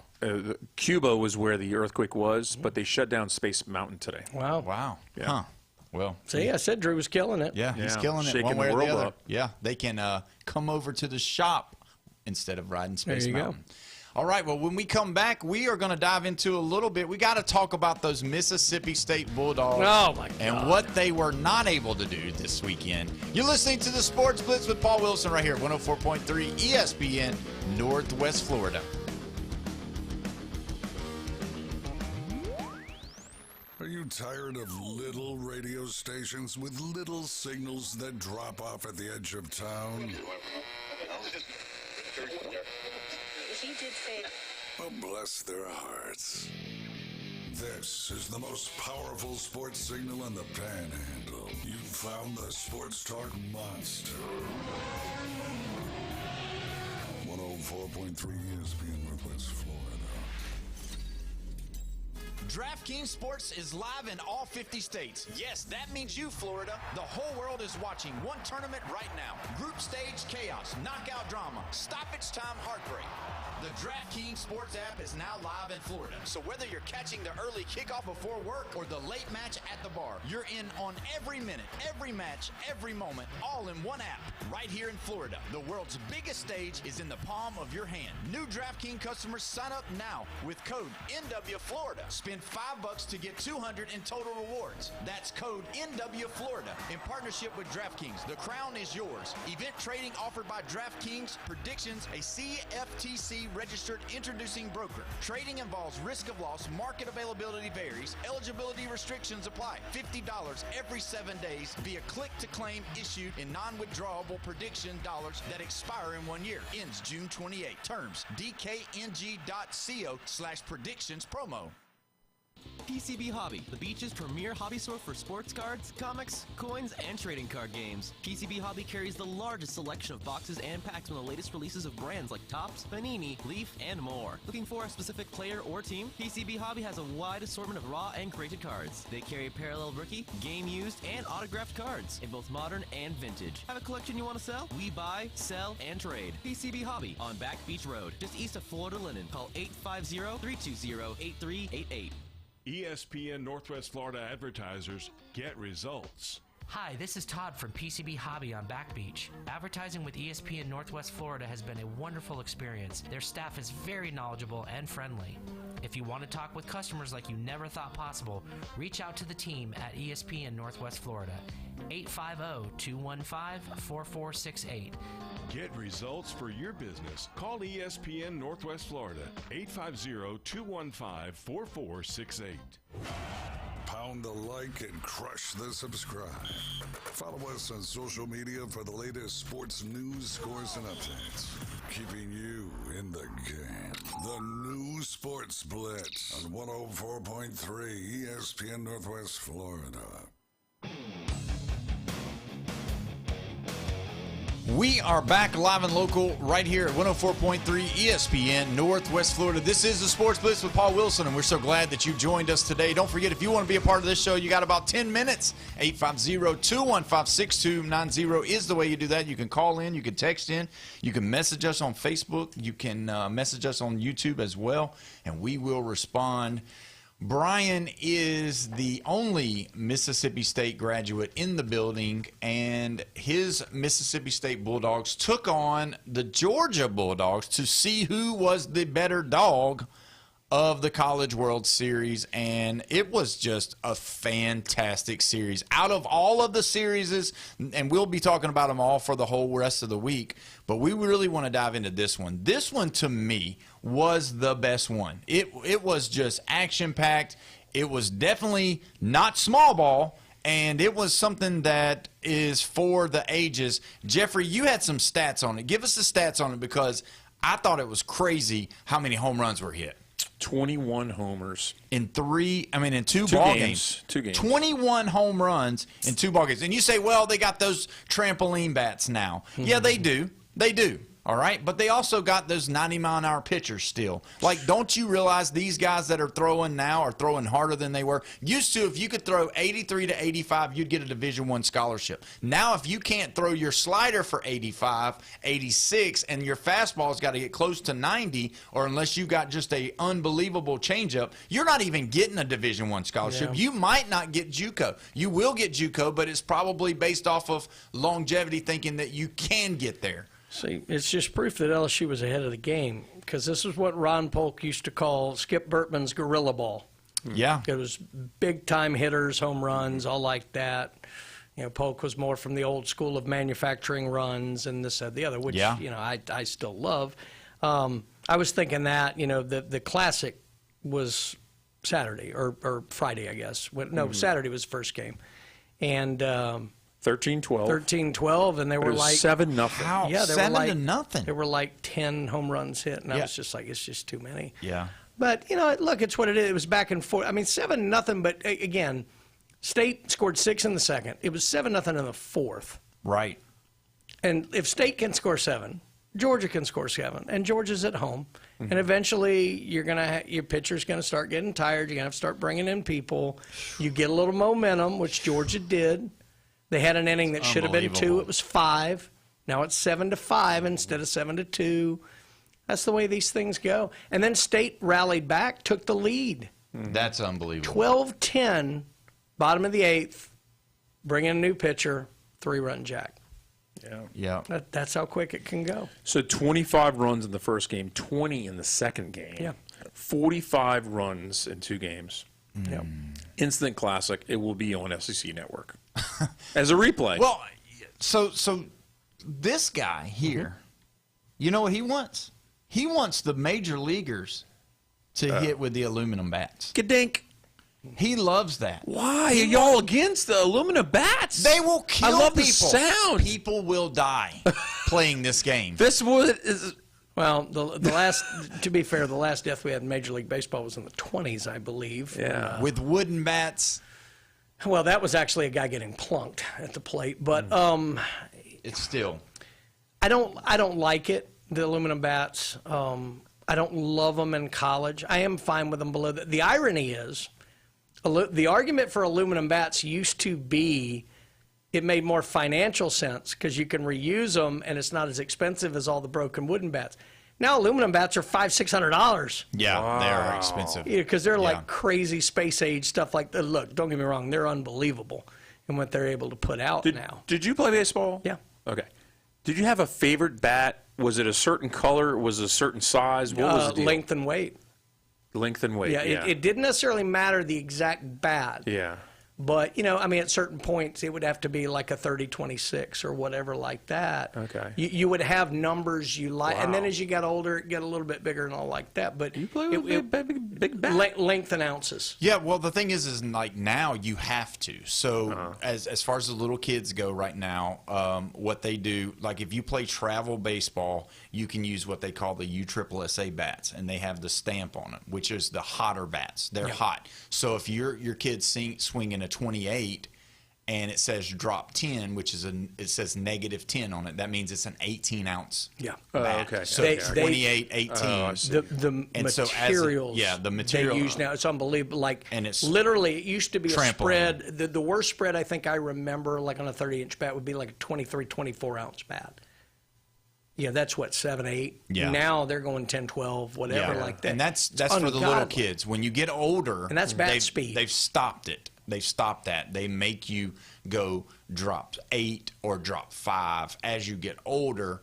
But like in the rec leagues, they use a USA stamped bat, which is a bat that's not as hot. Mm-hmm. So if you go play rec, you can't use the USSSA bats. So you have to buy you a USA bat if you want to play rec, and then if you want to play travel, you have to buy the USSSA bat. And so that's how they get you to buy more bats. And then as your kid gets bigger and stronger, he eventually has to keep getting out of the next bat. So that's why you'll see people selling, hey, I got this one, used it maybe 60 games. Here it is for 150 instead of playing, and it's broken in. But I will say that's the thing I remember when we go play Little League, when we played it was Babe Ruth at that time, when you moved up to the big diamond, all like that. You would basically have a bat bag for the team, not for the players. Yeah, you didn't have your own bat. And there'd be 12, 15 bats in there. Mm-hmm. It was always like somebody who, lost out on some contest in practice had to drag the bat bag out to the game. But you'd have the bat bag like that. And like I said, almost all the bats at that point were Easton. Oh, yeah. And you would have just a couple of variable sizes. And some people they felt lucky with the green one. Oh, yeah. Or whatever like Blue. that. But no, it was very much, to me, the numbers was what I remember about it. So if you look at this Mississippi State team and see what they accomplished this year, they definitely deserve to be they're ahead in of Omaha. But they deserve to be in Omaha. Well, let's just be honest. Look, now you're going to get me back into my rant about the reseeding. I know. It was dumb that they didn't reseed. But they couldn't have stopped. Could they have even stopped this? Because there was 16. Okay, there was 3, 4, 5, 6. And then there was was there 2 more? They would have had the top. No. There would have been one seeded team that hosted a regional that would not have hosted a super. Ironically, it would have been West Virginia. West Virginia. Oh. Okay, so when the super regionals start, you reseed them. I would. You would reseed them. Okay, and in the Cal Poly, West Virginia. Everybody thinks I hate Troy because I picked Little Rock.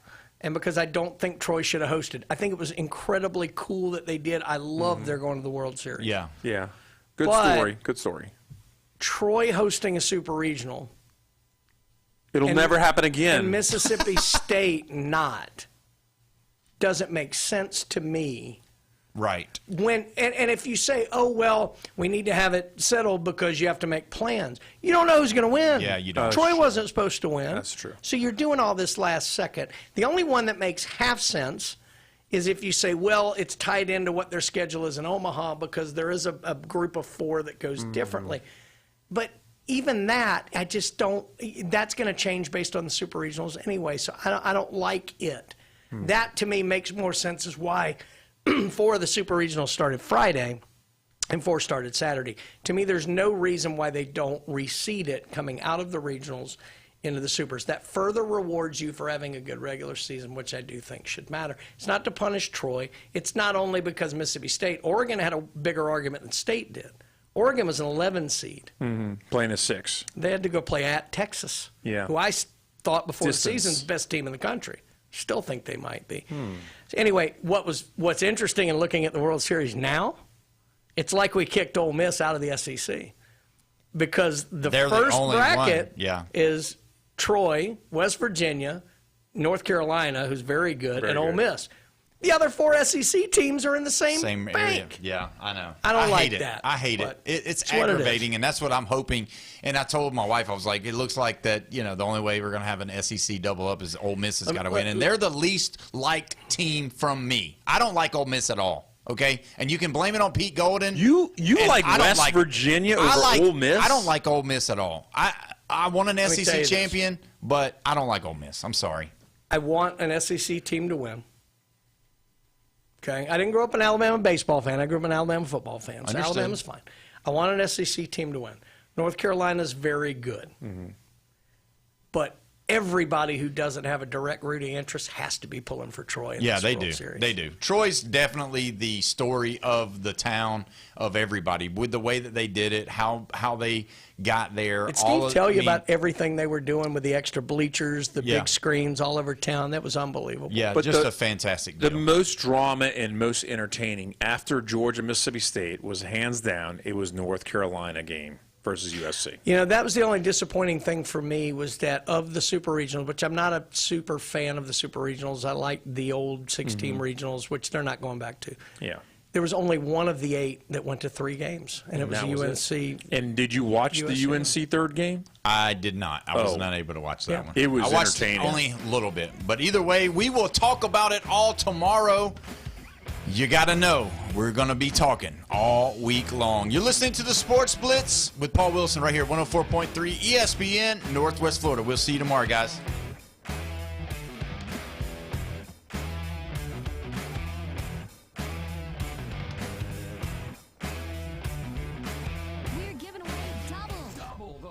seafood. It's the Lone Star Daily Double Boil.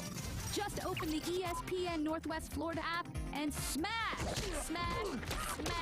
that enter contest button. It's a daily chance to win 2 $25 gift cards. Winning! For the ultimate local seafood hookup. Mouth-watering shrimp. Buttery red royals. All things crab. Tap the app, win the eats. Get to clicking on the ESPN Northwest Florida app.